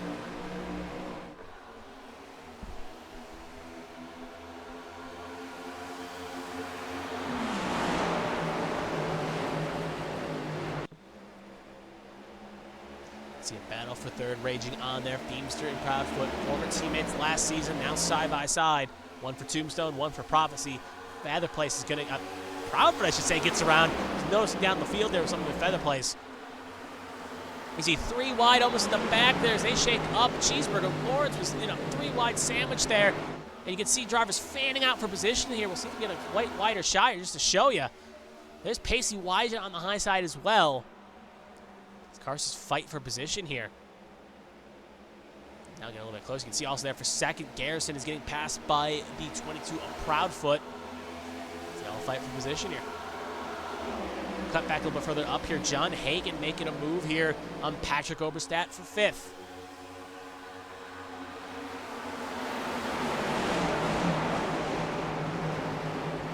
Look at Catania drifting up a little bit. It's going to get into the 41's corner panel. That's going to open the door for 74 Abreu to try to make it 3 wide here. Lilac here gets a little loose off the corner. She's a little bit sideways. She's going to hit the inside wall. We'll have to check that in a second here as we are still green. Oh, bad of contact there. Breo gets in the Catania in the feather place, and that is going to be a caution here. As you can see, multiple cars. Cheeseburger Lawrence also involved. The 71 of Battles has to get on the brakes there. The 23 of that, and you can just see it wasn't going to end well. You can see when they were 3 wide going through the tunnel, turn a corner that could barely fit 1. They were looking to be 3 wide, and yeah, that was just not looking pretty. There you can see the Cheeseburger Lawrence going away. The 48 Catania is still stuck. I think that's going to have to be a tow for the 48. You see him still parked. He will now tow. There's Dustin Painter. He wasn't involved, but there's Josh Bounce. Had to get on the brakes. as we see a few cars trying to get caught back up. Jeremy Breo getting his spots back, looking not horrible in that situation, as he looks like he got a lot of the better of the situation. So we'll take a look here at what happened. And we're going to have to actually set the scene here a little bit. So we're going to go back here. This is not even going to be involving Michael Lawrence here. He obviously piles in, so I should go to the yellow flag here. And then we're going to actually find Tristan Catania. And we're actually going to see, obviously, this is the end result. We're going to zoom back here. We're going to take this a whole corner here. You can obviously see the piece happening here, right about here. So we'll let it pause here for a second. And we're just going to let it play at live speed just to show you the chaos of what happened here. So coming into this corner here, the 48 drifts up just a bit, gets in the 41, calls the 41 the slope just a bit, 48 slope a bit, opens the door for the 74. They're now 3 wide here. You can see Zier has an incident. And then we're going to pause here. We're then going to go for a high angle, a chopper camera, just to see what exactly happened. Let it play live for a second, and then we're going to slow it down. And you can see Breo gets a run. Catania trying to aggressively side draft possibly. They get stuck together.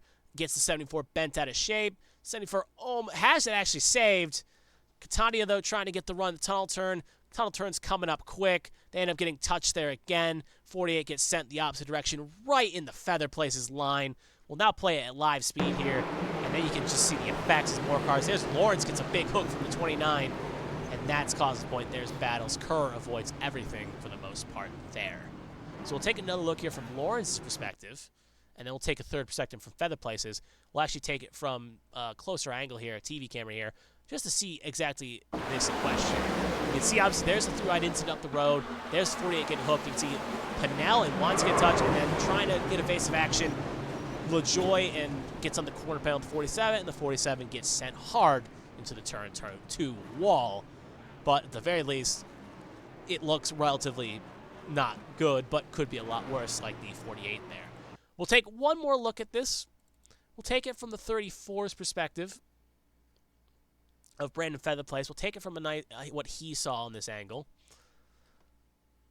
Obviously, first night back here. That was the driver detail. There we go. Sorry, had to make sure that was on.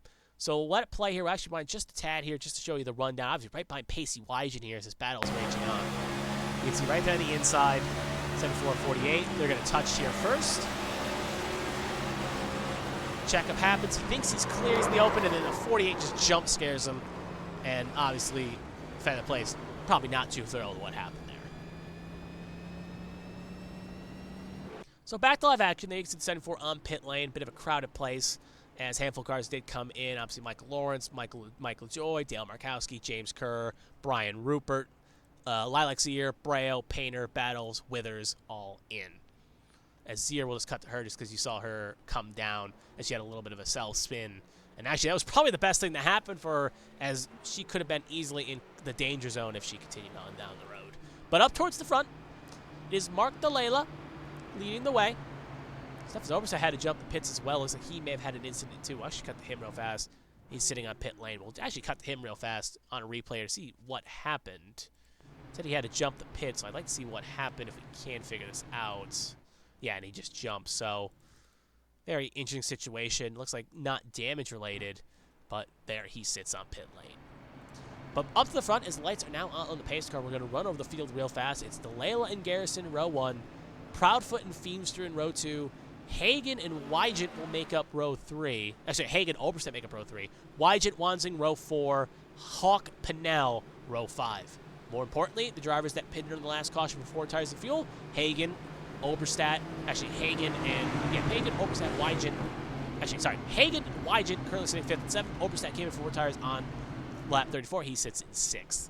But DeLayla and Garrison still making that stay-out strategy work, and it was going to be within 30 to go. When we go green here again, pit stop still looms for the field, but still, it's a nice track position gain for the rest, and it could be something that worth noting when we go, if we get a possible green white checkered.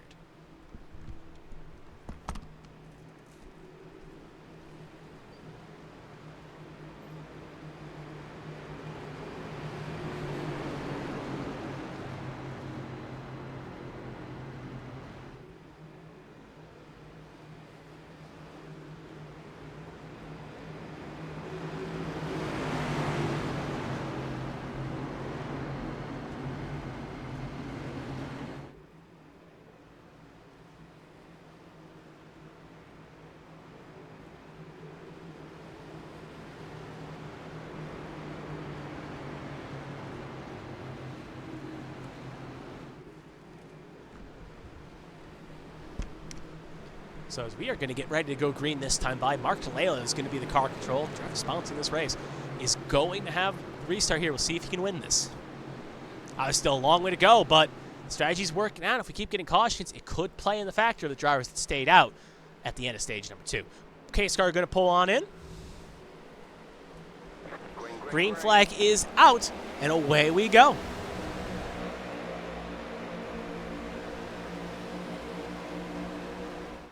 Great launch by the 80 there. DeLela, Proudfoot, I should say, is battling Garrison here for second. Hagan looking to maybe pick up the scraps if something opens up here.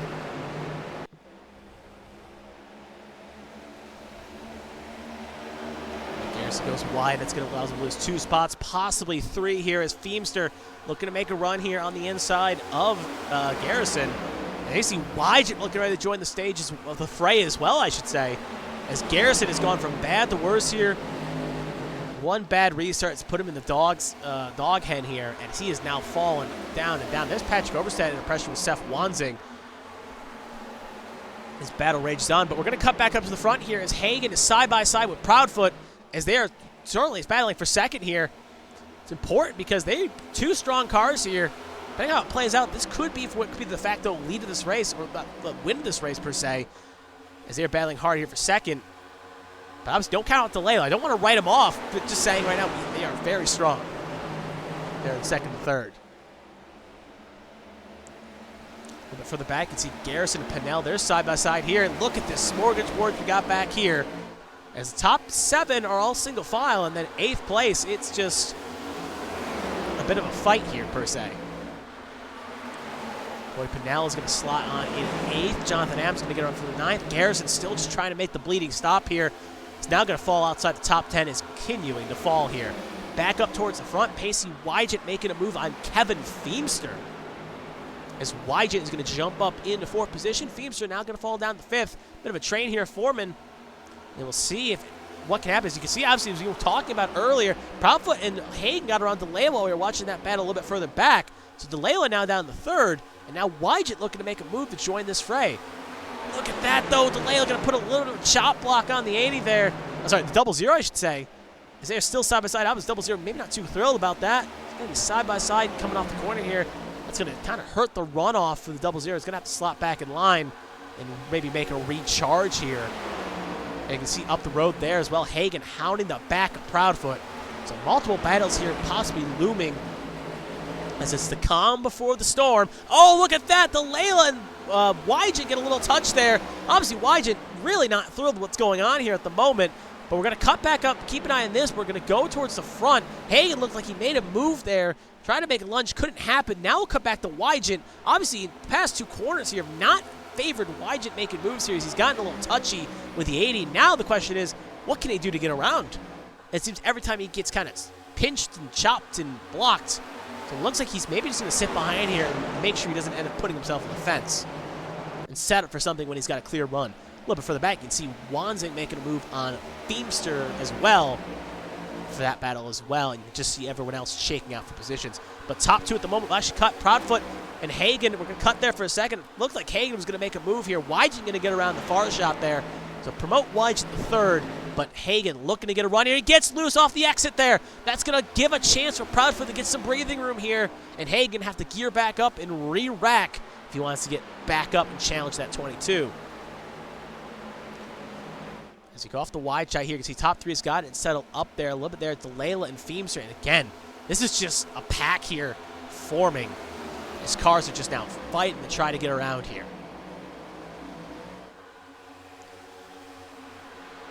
They look pretty settled at the moment. There's Cody Pinnell looking to maybe make a move there.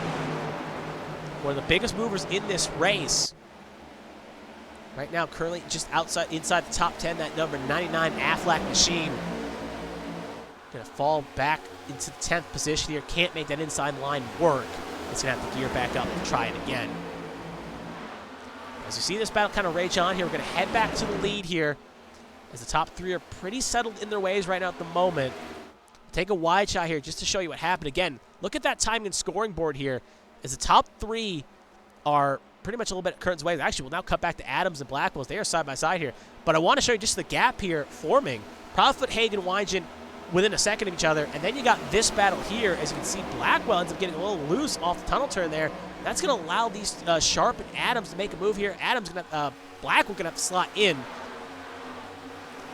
as they all fight for position here. Just within 25 to go, so you can see a battle for the lace lead. Hagen going to make a move on Proudfoot here. This fighting is allowing YJ to get caught up here. Hagen going to go very low here to try to get back in line. Going to shave some speed off, tuck back in. Knowing it was a losing battle, don't want to go side by side through the tunnel turn. But Hagen ready here to try to get a second win of the season. It's an interesting situation. You can see how hard he's pushing it. He feels confident in that 64 machine that he can get this run and make something happen.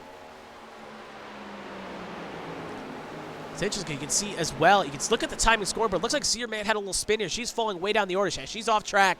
She'll get back going, though, so no caution called. And you can see right there, Hagen going to make a low side. Wydget join the fray. 24 to go. And there you can see a spin. Emma Kruger. And you can see also Josh Garrison in. No caution called. We'll cut back here for a second. Emma Kruger low on the backstretch. You can see slow. But we're going to cut back to the lead here. No caution was called. Hagen, Proudfoot almost touched there. Wydget sitting in third. And this is the only time I wish we had side-by-side because it's interesting to see because right now you got a good battle here for the top 3 spots. And then you got a battle there in that second pack with Wanzing, Adams, and the rest. They're fighting hard as well for top 10s. Proudfoot going to hold on to the lead. Hagen, though, showing us there. Wydget joining the fray. And remember, we still got pit stops for all these cars. They will have to take one more round of service. And the question is, who will blink first? Obviously, with this track being big enough, you probably won't go a lap down if you elect to pit, especially if you're in this top 3. So there is that risk-reward situation. For reference, Garrison is already out of the pit lane. We saw him come on that wide shot there. Still on the lead lap.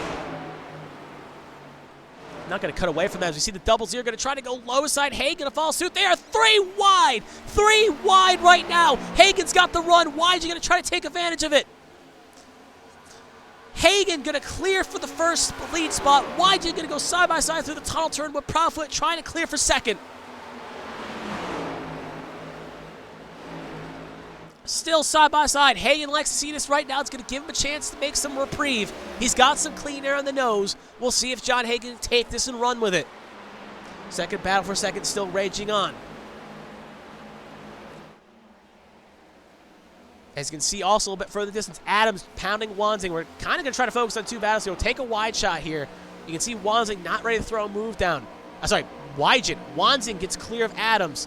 You can see pretty much single file here all the way down. You can see Overstat there and Pinnell fighting for a top 10 at the moment.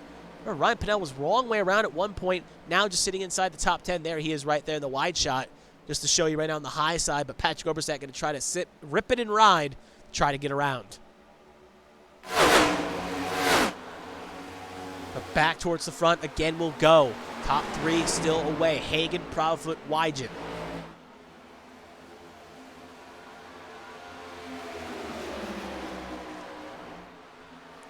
What can Wydget do? Proudfoot obviously not allowing the 81 to go away. 61 to go.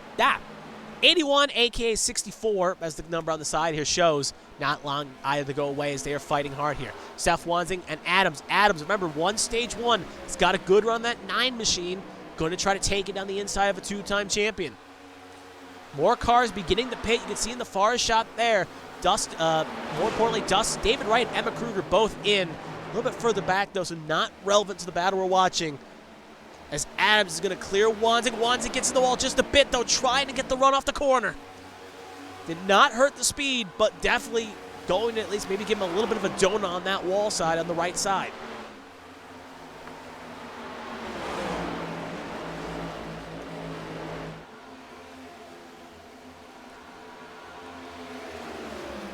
Adams, Wanzing, top 5 battle watching here, 4th and 5th respectively. They're going to need a little bit of help if they want to try to get caught back up to the top 3 at the beginning that have pulled away. Wanzing coming in. He's going to be the first of the top 5 to blink. He feels confident with an undercut strategy. He's going to try to roll the dice. We'll see if it works out within 20 to go here. Patrick Oberstadt, Ryan Gomes will join him down pit lane, but not going to affect his top 3. It makes me wonder right now if you're in the earpiece of Hagen, Wydget, Proudfoot.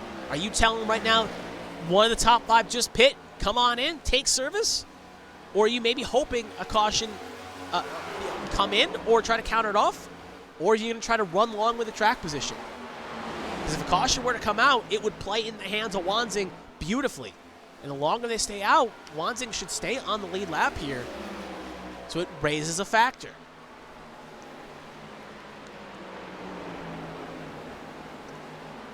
See if anyone else in the top half of the field pits. Looks like Proudfoot going to come on in, counter it off. He'll be the first in the top 3 to pit, as he will take the lonesome trip down along with Noah Blackwell there in the 72.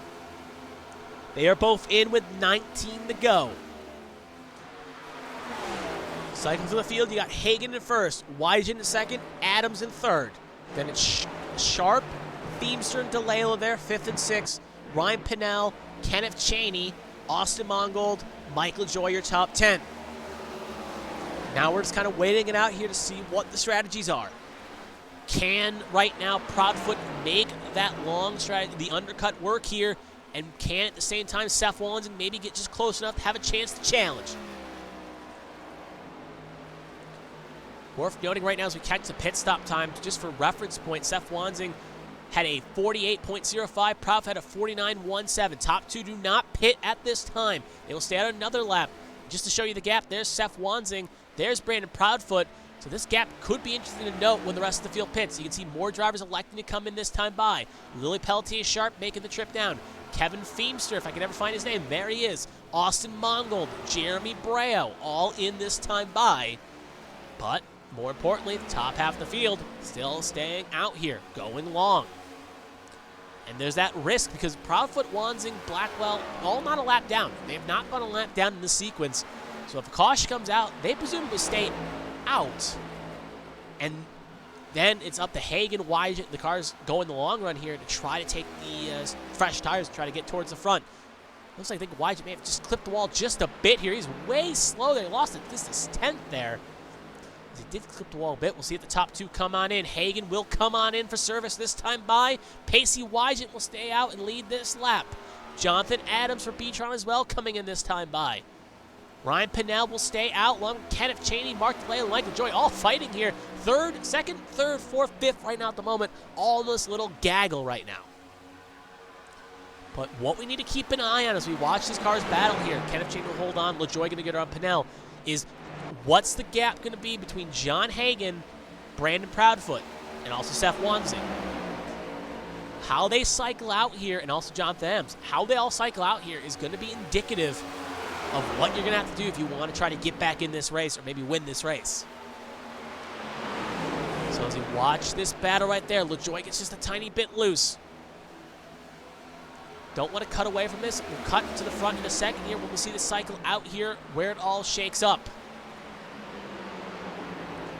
Pacey Wygen looks like he is in. We'll cut away for a second to show you Wygen is in. Will the rest of the field pit? They will not. It's going to allow Kenneth Cheney to take the lead here. As this battle gets a little de-escalated, we're going to take a second here just to show you where everyone is at the moment. John Hagen, currently here right now. He would cycle out with the lead with Brandon Proudfoot not too far away. Showing the overcut could be the way to go here. There's Seth Wanzing right there. Currently would be de facto third, depending on where the 00 holds out. Speaking of the 00, here he is on service. Take a wide shot here just to show you if he can come out ahead here. Pit road, a bit of a crowded place here. Keep an eye on the wide shot here. There he goes. There's John Hagen right there on the outside line. He will get well clear, and Wygen going to get stuck behind Garrison, who took a second stop, along with Michael Lawrence. So for the de facto lead in this race, it will cycle back to Hagen with Proudfoot second, Wanzing in third, depending on how it cycles. Back to the lead, though. You can see more cars pulling off. Ryan Pinnell, Mark DeLayla, both coming on in. That's going to allow Kenneth Cheney, who's still staying out, to keep the lead. Michael Joy, Ross Baxter, Danny Michelle, Brandon Proudfoot, your next top 5 here. Should be worth noting as well, at the moment, the top 12 have yet to make a pit stop yet. When it does cycle through, the lead will be handed to John Hagen with intervals of gap. Right now, these cars looking to go long, hope for maybe a caution, and try to maybe roll the dice. Secondly, worth noting as well, Kenneth Cheney last came in on lap 38. He is definitely due in sooner rather than later. But Michael Joy, Ross Baxter, Brandon Fenplace, well, LaJoy and Feather Place per se, not Ross Baxter, both came in on 48, so they can go a little bit longer. Kenneth Chaney in this time by. He will take service, hand the lead over to Mike LaJoy with 14 to go. Richie Catania will also come in this time by.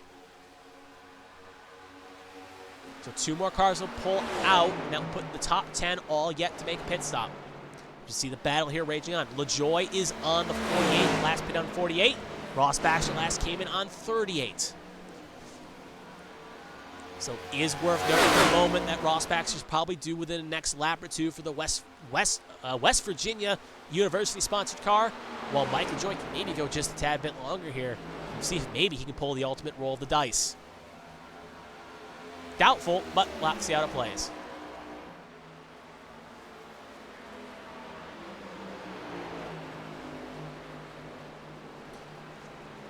.60 coming on in this time by. You can see Ross Baxter coming on in for service, which will then hand, and also Brandon Featherplace and Daniel Michelle. So 2nd, 3rd, and 4th all come in. Mike LaJoy still staying out along with Dale Markowski and James Kerr. A next-gen racing car currently leads the way. Then 2 Black Acid racing cars there for 2nd and 3rd. And then Justin Painter, you'll saw him in the chat, was rooting for him. Currently next-gen racing in 4th. And another Black Acid race cars in 5th and 6th.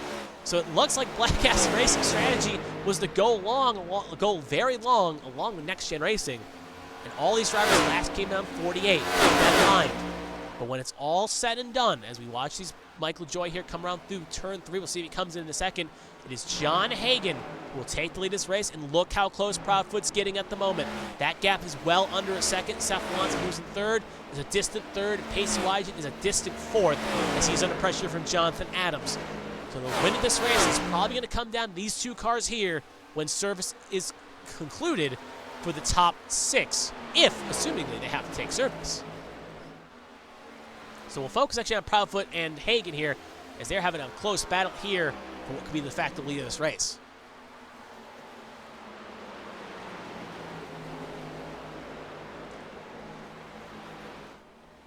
And look at that, Ryan Pinnell going to take a way offline here, I think. Yeah, he just got loose there. That was not him singling anything. You can see another car coming down pit lane. I think that was Alfred George in pit lane right there. Again, right now, this is 7th position we're focusing on. And we have a caution. That is going to change a lot of things here. Looks like it's Brandon Featherplace. Oh, he is torn up badly. And this is going to get interesting. Very interesting indeed. As we'll take a look, see what happened. But I'm going to guess he got loose off the corner here. As you can see, that thing is pretty worn out. So we'll take a look at the replays. Actually, hold on. We'll actually go back to live. It looks like a second here. Yeah, he lost it again here. Now, we'll take a look at what happened. And, ooh, interesting. We'll rewind it just a bit. Looks like he got a little contact with a 23 of Christian Withers. So we'll take a look here from the chopper.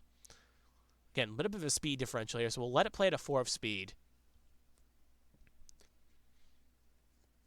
34 holding that low side, 23 on that high side here. 34 starts drifting up. And, yeah, it looks like he tried to clear himself possibly. 23 is holding his line, sends the 34 hard into the inside wall, and that tears the front end off the car. 23 gets back, and then you can see, oh, Daniel Michelle piles on in too. And he ends up getting a little lick as well, as we'll check that. So we'll take one more look at this as well. Actually, I'll just let this play out for a second just to show what happened before we cut away here as he comes across the line here. I think he's just going to loop it here. Yeah, you can see he just throttles out wrong because of the damage and kicks it out. So we'll take one more look here. We'll take it from Daniel Michelle's perspective here. Take it from his cockpit here. And you can already see the effects of what happened here already. We'll wind just a tad as he just becomes a passenger here. So we'll let it play at full speed here. 2 cars touch, trying to get around, caught the smoke, thought to go high, went low, and both cars happened to be in the lanes he picked. All right, so back to live action. This gets kind of interesting. Everyone that just was out in the last service, LaJoy, Markowski, what have you, they all came in.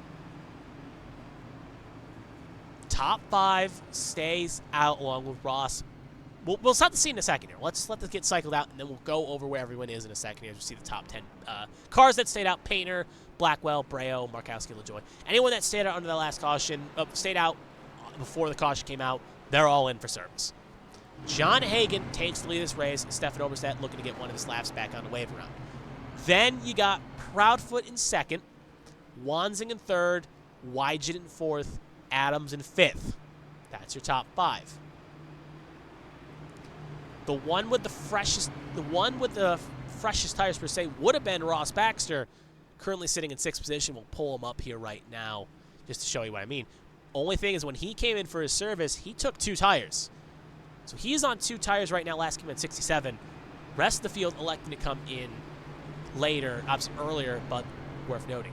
Tires obviously not the most important thing around here when it's such a little intervals. We saw Austin Mongold, Josh Garrison, Mark DeLayla all make short strategies work with tires. So tires are not the most important thing in the world unless it's a big interval. So worth noting. So we'll go through the rest here for a second here. Top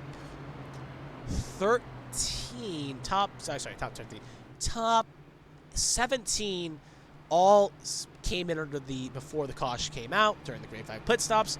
Mike LaJoy will be the first one, currently sitting in 18th, who came in for 4 tires along with Markowski, Kerr, and everyone else. So we'll see right now at the moment if these cars, obviously it may be a tall ask to get back to the lead, but we can see if these fresh tires can maybe catapult them up maybe to a top 15 or a top 10. But to the front, John Hagen. As the field should get bunched up here. Yep, Stefan Oberstedt will get his lap back here. And that will actually give us, to make this count correct, 28 cars on the lead lap at the moment, with Ryan Pinnell being the last on the lead lap, with Michael Joy, Tristan Gotti, Alfred George all 1 down, along now with Stefan Oberstedt, who got the wave round. So this is interesting, because at the time it looked like it was going to be a 2-horse race between Hagen and Proudfoot. Now you've thrown a lifeboat to Seth Wansing, Pacey Wygett, Jonathan Adams. Wygett's been a thorn in the side. We saw him battling Hagen, battling Proudfoot throughout most of this race. Strong car, looked dead to rights after the green flag pit stops and a bit of a slow stop. Back regenerized. Seth Wansing, hungry driver that's been inside the top 5. Now got a chance to make something work with the undercut. We'll see if the tires hang. Ross Backstop's in 2 tires to see if he can make that work. Jonathan Adams, stage 1. He's got a fast 8 machine here for B-Tron. So let's see what happens. John Hagen obviously looking for his 2nd win of the year. Brandon Proudfoot looking for his 2nd win, but his first point-paying win, which would lock him into the playoffs if he were to do it. Other than that, though, Seth Wansing, Wygett, Baxter, Adams, Mongold, Sharp, Feemster, Kenneth Cheney, rest top 10. A win would be their first on the year. So with 9 to go, coming to 8 to go, they'll have 8 laps to settle this out between themselves. 9th caution of the night, by the way, so for those, obviously, we include stages or not including stages, that would be enough to be the over. If you do not count stages, that would be the under. So that's how it plays out for the bets, just for an update to the viewers at home. But we'll settle that later. Right now, we got action on the racing surface to settle, as John Hagen is going to be on control in the restart, as the pace car is going to take the lonesome trip down pit lane.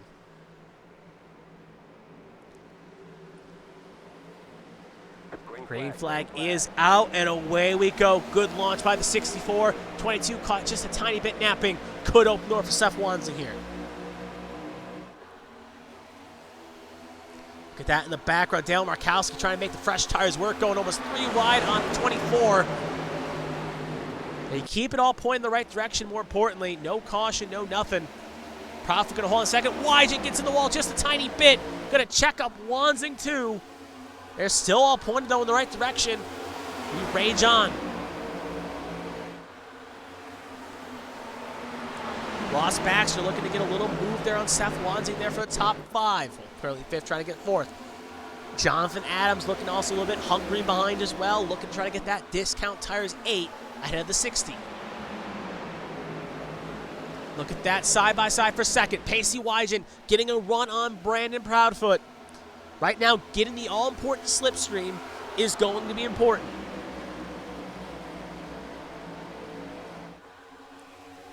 Hagen controlling the lines, not letting either car really get a major lunge here. Still side by side, Wygen has to try to go aggressive here on the brakes.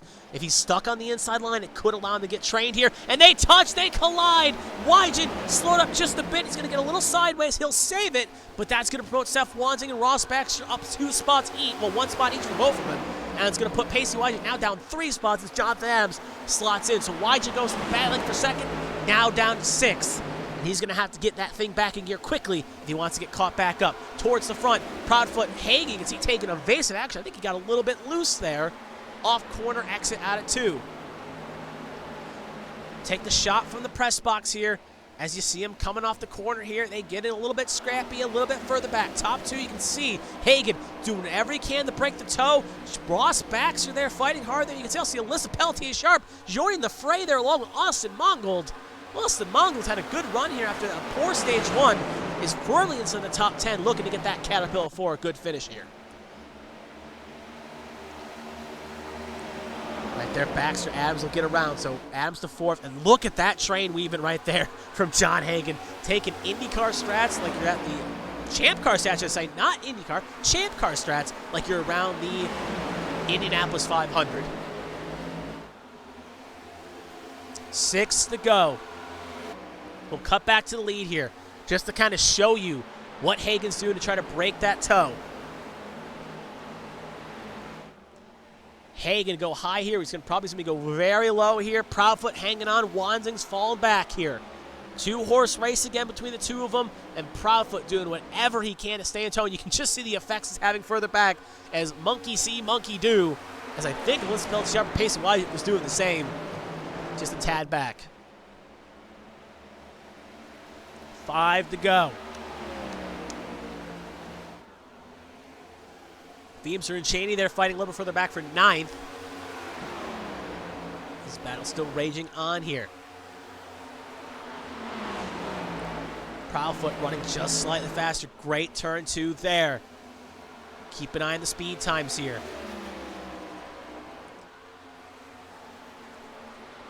What can Proudfoot do? Even if he catches him, next question is what can he do to get around? John Hagen. Coming to 4 to go. Hagen going to go low. Proudfoot not going to bite, though. He is going to stay high. And that could allow him a good run here. Hagen going to come back up, though. Proudfoot going to cut Proudfoot off. Last lap. Proudfoot 54 flat. Hagen a 54.13. They are getting a little bit racing in the back. Don't want to cut away. You can see Sharp and Baxter there fighting in the background there. Wygen also fighting for 7th there. This is the main battle we're focusing on here. Battle for the lead. Proudfoot, good tunnel, but not as good. Hagen kept it planted. Hagen going low again to try to break the slipstream to not allow that 22 to have a good toe. Coming to 3 to go.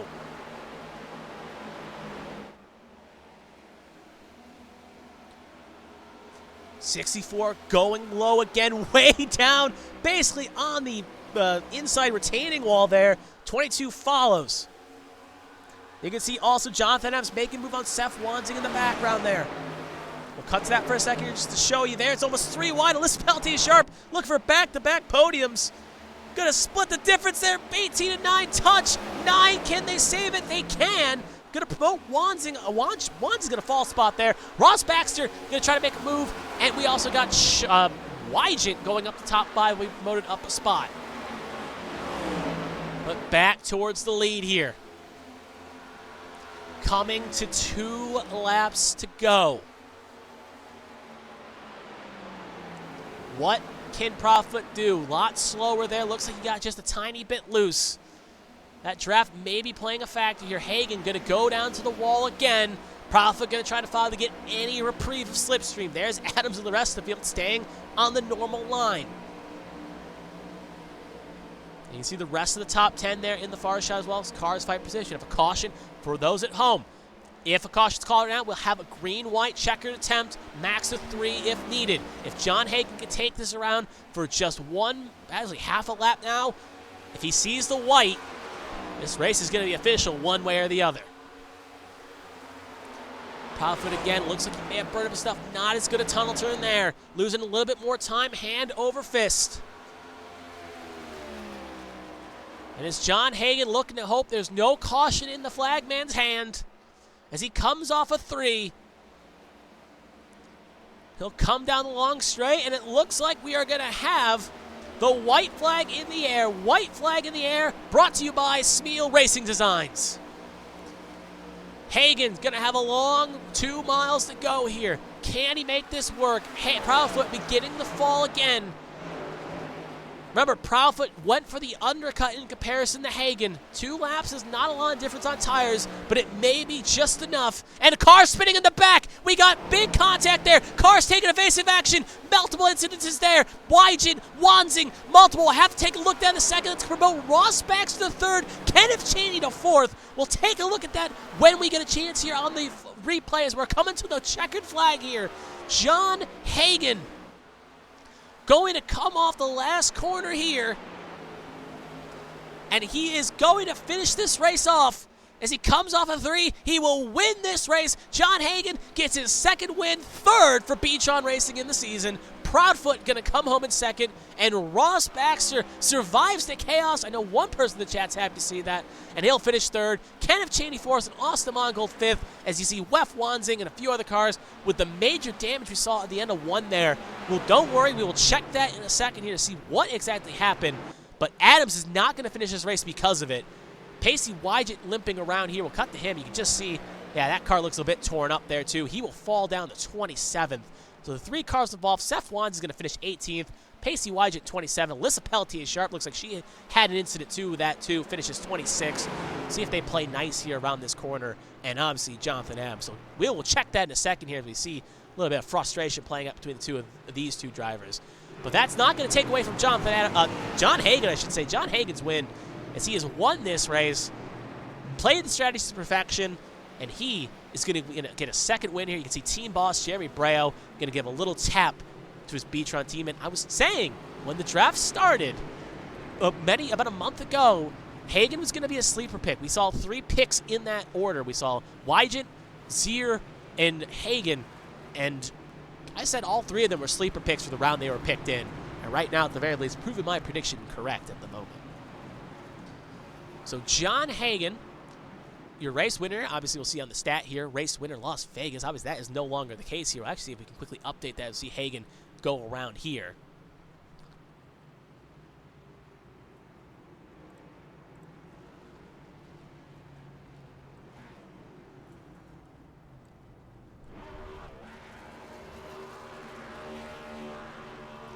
As we see him burn it down.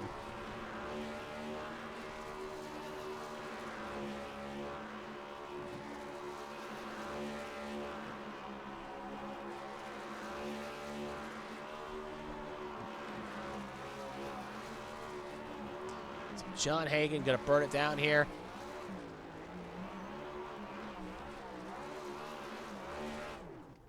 As he will celebrate out here.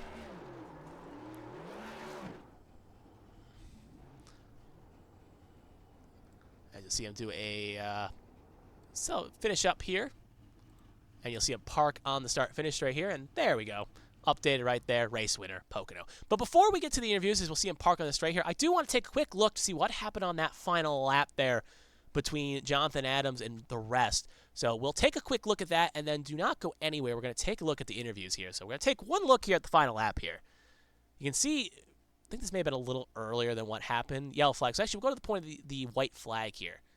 And we'll let it play out here just to see what happened. So you can see they're battling right now. This is roughly P3 we're looking at right now. Pacey Wygen's here. Alyssa Pelletier-Sharp's just up the road here. Jonathan Adams is there. This is 3rd, 4th, and 5th on the racing surface. Then it's Ross Baxter and Seth Wanzing. So as they come in the corner here, we're going to slow it down just a bit. I want to actually let it play live speed for a second. No contact yet. Now we're going to slow it down here and play it at 4th speed. See what happened. Adams, Sharp gets a great run here off the corner. Tries to go high. Oh, Jonathan Adams gets a little bit of maybe a bump here. Actually, we'll let it play out here at live speed. Wyget nowhere to go. They can kill Adams' engine.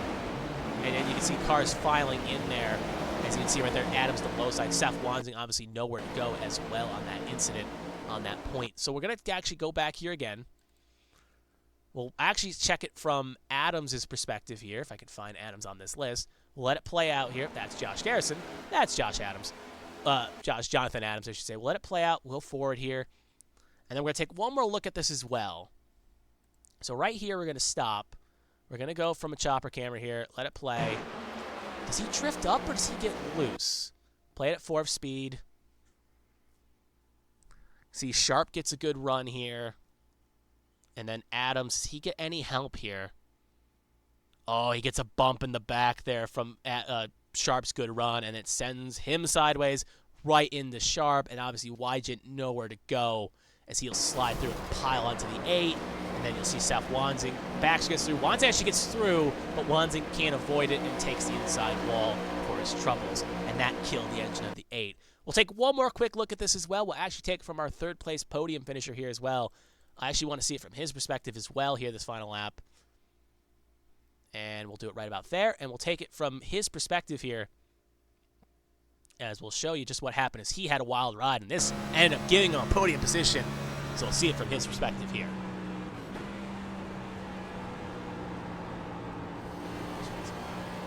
Car spins ahead, spins it around. Baxter splits the hole perfectly. At that point is smooth sailing. And that leads him to a podium position. So back to live action, you can see Jonathan Adams. He finishes up his burning Polish victory lap, I should say. Will actually now lead us nicely into the podiums here. So we'll just get that all set up here. Give me 1 second here. There we go. And there we go. So we'll see who's in the interview waiting room here. Should have at least one driver ready to go. And it looks like we will have... Yep, we have, if I can get to the top, there we go, all 3 in the waiting room. So we'll move on to 3rd place and work our way up the order. So we'll bring in Ross back to start off with.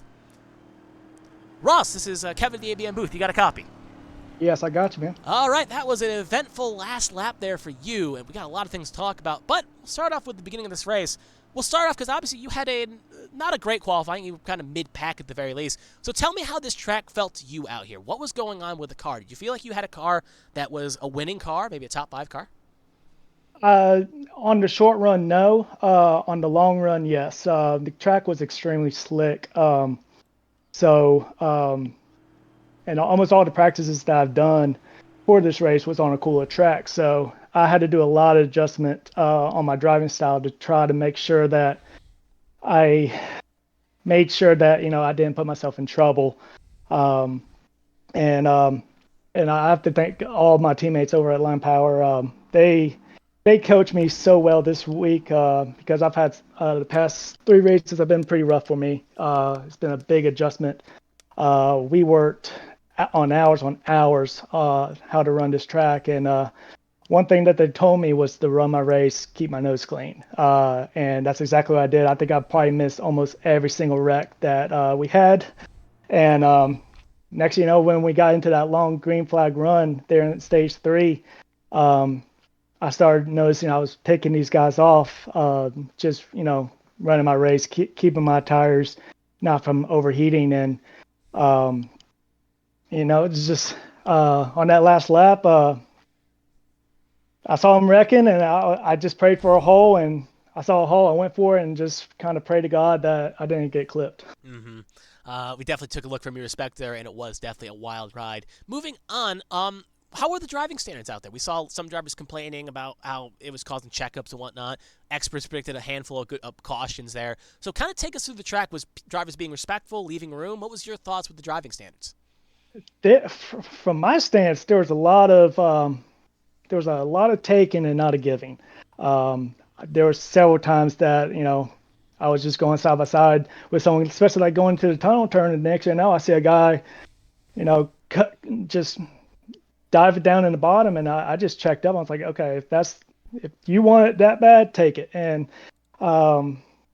it was those kind of decisions that I made during the race. One, kept my nose clean, and 2, saved my tires for a long run, which I was really hoping that we would get, because majority of the practice runs that I did was full full runs and making sure that my times was consistent and not, you know, I lost like a second, at the end.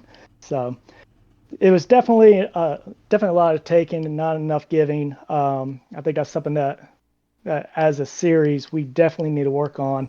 But you know, people can say that they will want to race that way, and then you strap in the driver's seat, and sometimes it's hard to say no to it. So.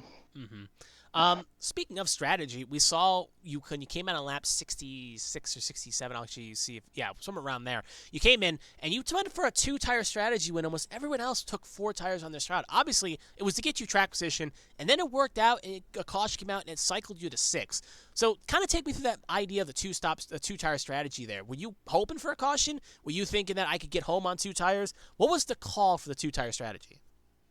Well, the reason why I went with the 2 tires was I thought we were going to go green the rest of the way. So um, if I would have known that late caution probably would have came out, I probably would have done the same decision as everybody else and took 4. But I was hoping that the track would stay green, and I was hoping maybe the extra seconds from a tire change would, not just put me at 6, but hopefully in the top 5.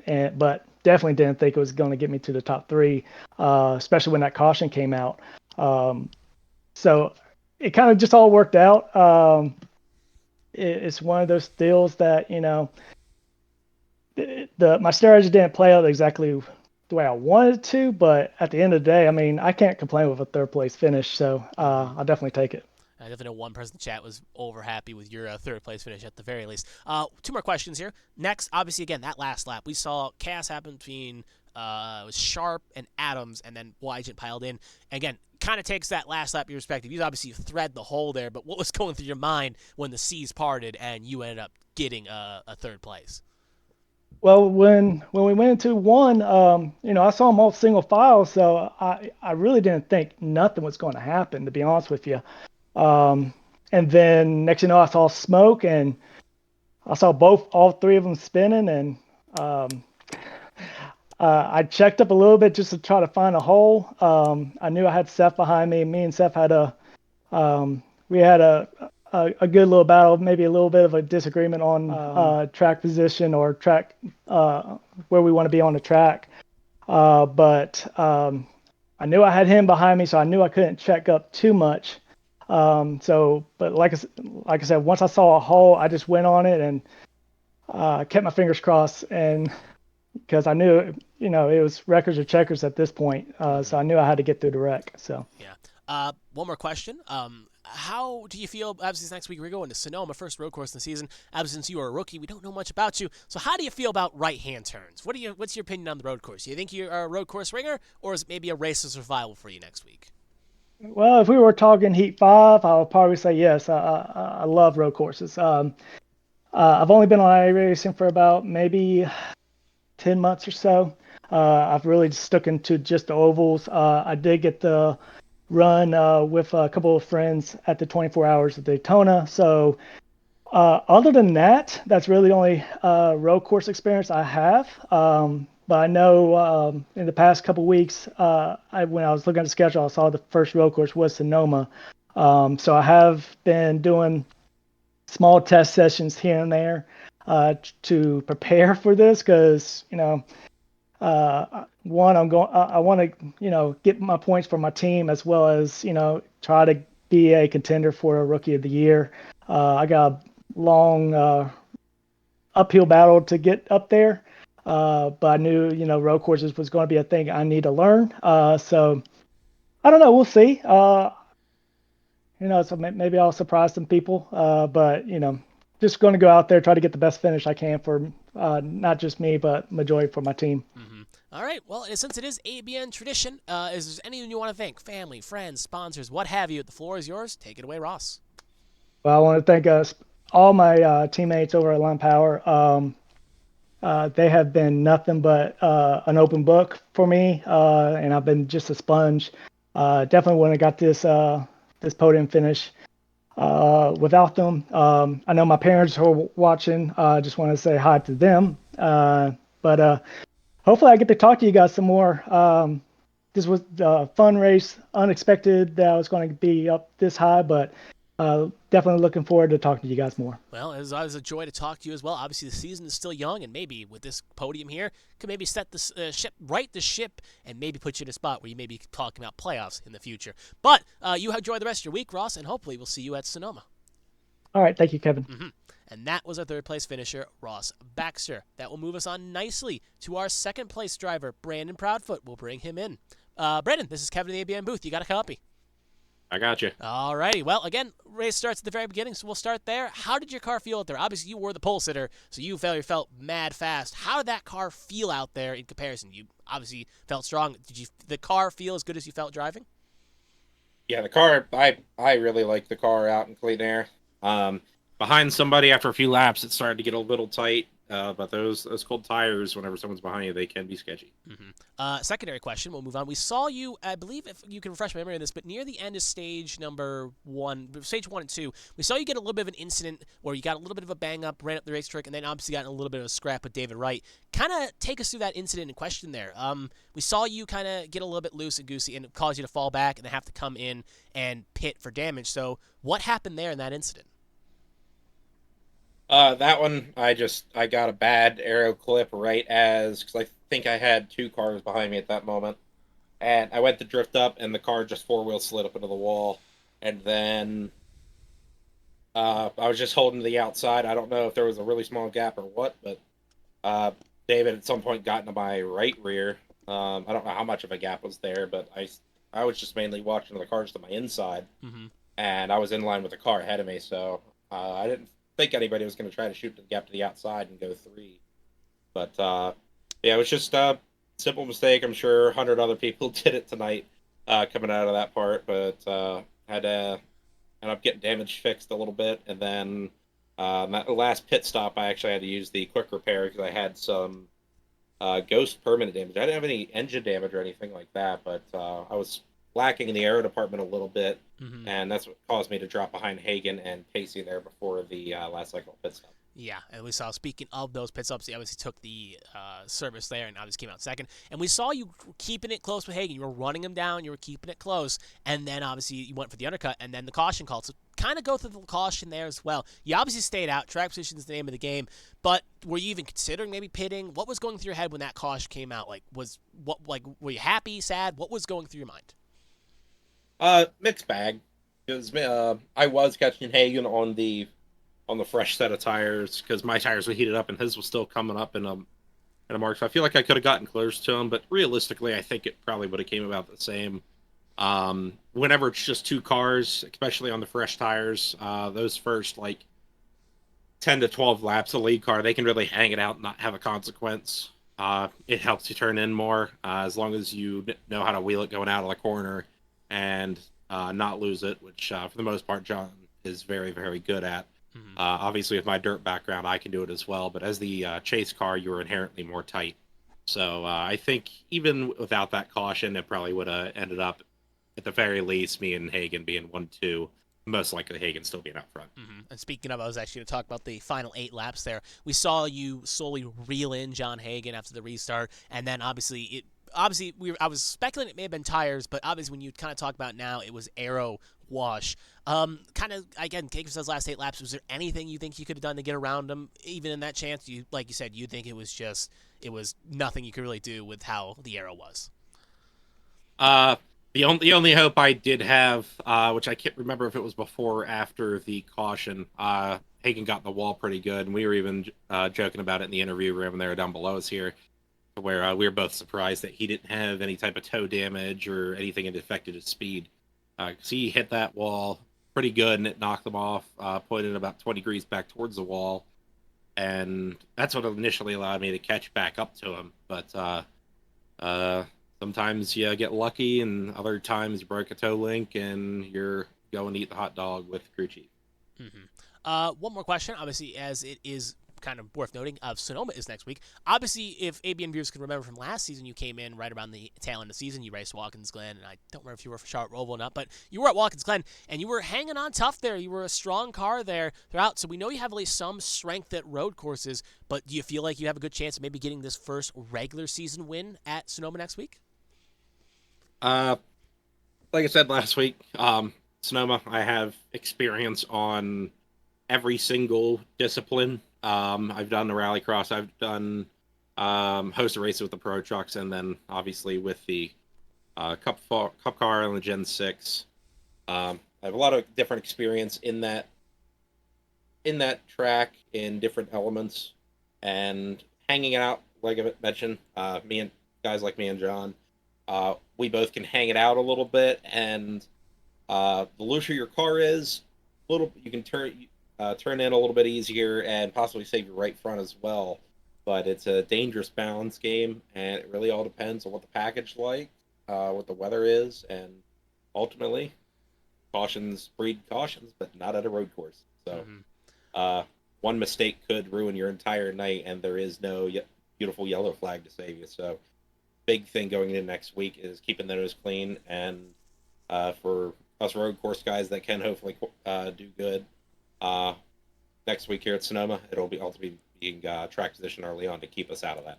Well, as it is ABN tradition, as obviously you probably are well accustomed to it now. If there's anyone you want to thank, family, friends, sponsors, what have you, the floor is yours. Take it away. First things first, Pocono Setup Shop. Smeel Racing Designs for having the car.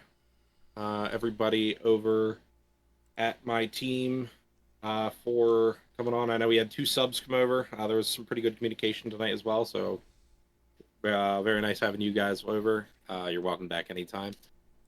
You guys here at ABN for having us on the broadcast here at Pocono Speedway. And anybody in the background for ARCS does replay review. Kent for doing race control. Anybody that does stuff post-race in the hauler. Obviously our El Presidente, Ryan Pinnell. Friends, family, and anybody else that roots me on. And I heard we had some pretty good numbers last week for ABN, so thanks to everybody that shared the broadcast as well, keeping those numbers high and mighty. We'll catch you all again here at Sonoma, but everybody, have a good one. Hey, you're taking my job away from me. Thank you for talking us to Brandon. And enjoy the rest of your week off, and hopefully, again, you'll have a good run in Sonoma. Have a good week. And that was our second place finisher, Brandon Proudfoot. So that will move us nicely to our race winner, John Hagan. We'll hear his thoughts right now. John, this is Kevin in the ABN booth. You got a copy?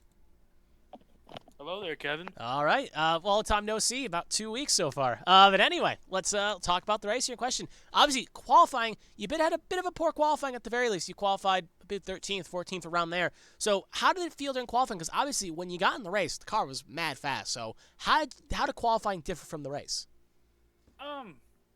Well, typically qualifying goes better when you don't smack the wall on your hot lap like I did. So I only had my Baker lap to get the tires warm in the books. I spent that whole lap weaving down the straightaways and dragging the brake in the corners, and I still somehow managed 13th because the second lap I fenced it. But in qualifying, the car just don't turn. There's no grip at all unless you nail it perfectly, and I didn't. So that's why I fenced it. So it was a little fun coming up through the field in the beginning, to say the least. And then we saw, obviously, Stage 1, you were obviously still coming up for the field. Stage 2, you ended up, I believe, winning. Yeah, you did end up winning Stage 2.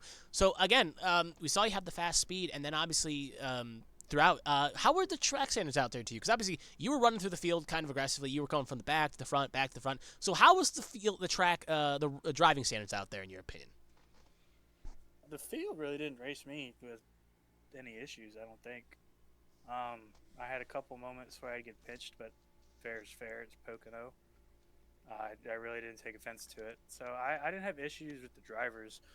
Granted, if you got somebody on the outside or the inside of you, it was really difficult to make ground or maintain ground either way. You just have to hit it perfect, and that's finite when you're not in the racing groove.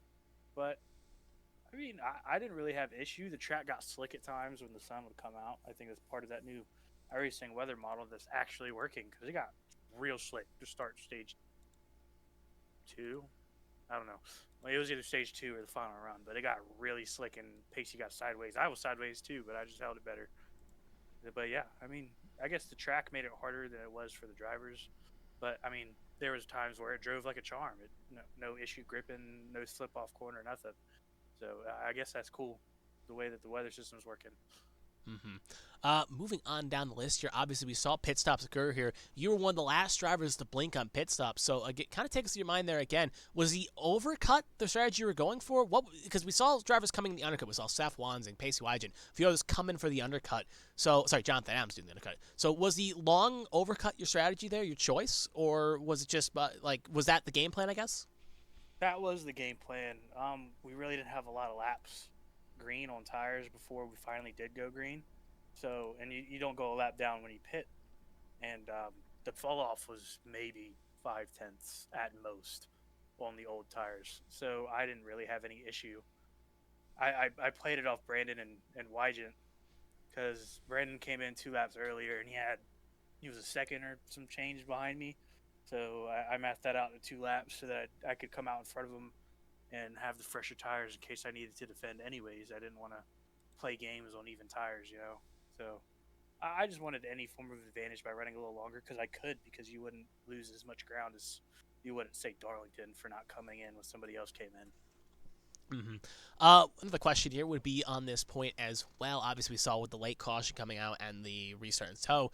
We heard from Proudfoot it was a situation where you wanted to be the lead car. It was very hard to catch and pass per point with how dirty air was. So take us through that last 8 laps as well in your perspective as well. We obviously heard that somewhere on that sequence, you ended up hitting the wall hard enough you almost thought you broke the toe link. So take us through those last 8 laps in your opinion, and did you feel like you were good, or did you feel like, obviously Proudfoot's not something you're going to take laying down lightly, but how did you feel out there in those last 8 laps? I just wanted to maintain enough gap where I could bob and weave and him not get that massive run down the straightaway, but also be close enough. I don't know. I wasn't trying to keep him close per se at anything. I wanted to gap him, but as close as he was, those 5/6 dirty air played a huge role in his line, especially in turn 3 and the tunnel turn. Turn 1 you could move around, but turn 2 you're a sitting duck if you're behind somebody in front of you and they got clean air because they just take all the air away off your nose. So I mean, I wasn't super worried, but I wanted to make sure I had a gap built so that he wasn't flying up on my bumper entering a corner. Fair. Last question, obviously, is with Sonoma on the calendar next week. You obviously got 2 wins. You obviously had the most wins over the season. Beatron's domination continues at the very least. But how do you feel about road courses? Do you feel like we may see you go get 3 wins this season? I am a much improved road course racer. I've been spending time of my free time learning in multiple facets of different cars to go road course racing. So I'm definitely way better than I was. If you take me where I was when I was running Gen 4, I would get cooked by me today. But I don't know if I'm running that because I don't know if I'll be home. So in the air to be determined if I run Sonoma. But anyways, we got 2 wins to cover it off. So it's not a big deal if I don't make it. Yeah, ensures at the very least, bearing you make at least enough starts, I believe you are going to be in the playoffs regardless of that second win, as no one can outplace you. So there is always that positive. Obviously, this is ABN tradition. Is anyone want to thank family, friends, sponsors, what have you? The floor is yours. Take it away. I want to shout out my beautiful girlfriend for staying with me and being amazing as she always is. I want to shout out Beatron with Jeremy Breo, John Adams, Austin Mongold, the whole crew, even CBR at the help, helping us get fast throughout the week and working together. Shout out both my painters. I know in ARCS I don't run Jacob Shangle, but shout out him. He's an amazing painter. If you ever need something painted up good, hit him up. And shout out John Smeal for putting together the scheme that I was running tonight. He's also an amazing painter. Take your pick. They're both amazing. But shout out to both of them for the paints. And shout out y'all at ABN, you, Kevin, for throwing on a wonderful broadcast, and everybody at ARCS who works hard to maintain a fun atmosphere for fans and drivers on Sunday nights. Yeah, it is quite fun thing. Obviously, again, if you do like ARCS, A Squared, there's many resources you can come and join the party. But anyway, that will do that for me. You have a good, if you are here for next week for Sonoma, we hope you see you then. If not, then maybe we'll see you in 2 weeks' time. But hopefully we'll be catching you again. I have a feeling we'll be catching you again at least one more time for the season is out. Appreciate it, Kevin. You have a good rest of your night, John. And that will take care of the innings for that. So that is our top 3 finishers there. So we will now take a look at the final results here and see how they all finished up. So I'll wait, get this going here. Give me 2 seconds. So official show, and then it should show in theory. 2 seconds here. We gotta make sure this didn't crash. There we go. Well, no res- oh, because I had to reset. Ooh, that's gonna be a bit of a problem because I had to. There we go. So we got it fixed now. So we'll go back to the top here. Give me 2 seconds. There we go. So anyway, that's the finishing order right there. John Hagan ends up taking the win here with Brandon Proudfoot and Ross Baxter, your top 3 podium finishers. Kenneth Cheney, Austin Mongold, Lilac Zier, Mark DeLayla will be the next drivers in question as well. That will be your top. Baxter, Cheney, Mongold, top 5. Zier, Mark DeLayla, LaJoy, Feemster, Jimmy Brow, your top 10. Cody Pennell, Davey Hawk, Ryan Gomes, Dale Markowski, Noah Blackwell, your top 15. James Kerr, Destin Painter, Seth Wanzing after that incident gets 18th. David Wright and Brandon Fetterplace, I should say, not with a good run he had here on his way back to A squared, but still many races to go for him. As we move further down the racing order, we will go to the next spots here. 21st, Richie Catania. 22nd, Ryan Pennell. 23rd, Patrick Oberstadt. 24th, Jonas Battles. 25th, Brian Rupert. 26th, Liz Sharp. 27th, Pacey Wygen. Obviously, Sharp and Wygen had that incident on the last lock with Jonathan Adams. And because there were so many cars on the lead lap, they'll finish 26th, 27th, 28th, respectively, after being 2nd and 3rd and 4th on the last laps. Alfred Catania, first car, 1 down, along with Jonathan Adams, 29th. Alfred George, 30th. Michael Lawrence, 31st, all still running. And then we're going to get into the cars that did not finish after Josh Garrison, who finished 2 down. Then Daniel Michel, we saw that incident with him. He finished 11 down. Christian Withers in the fill and roll, 15 down, 35th. Emma Kruger, I was having a poor night from her own standards in the chat, 36th. I think she had a good car there too, but the road course is next week, so she definitely should be a threat there. Donald Ray, 37th in the fill and roll for Tom Sears and President's Racing. Line Power, I should say.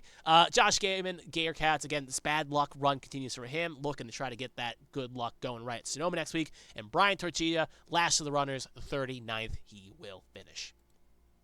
So that will do it for that here at Pocono. Next week, as I said, is Sonoma in the A squared competition. You can catch this still here on ABN2, where I will be here covering all the action for that. Through the rest of the ABN calendar, Champ Car is off this week, I believe, at Wednesday, if I'm not mistaken. Correct me if I'm wrong, but you can check all the ABN socials right now in the description and the chat. You can check them on ABN website, ABN Esports Community, ABN Sports Twitter, for all updates, news, and series about how they will continue on throughout the week. Until then, hopefully next week, I will catch you here again as we are now at Sonoma. So, I am Kevin Young, signing off. Thank you for joining us here at ABN2, and everyone have a good rest of your evening.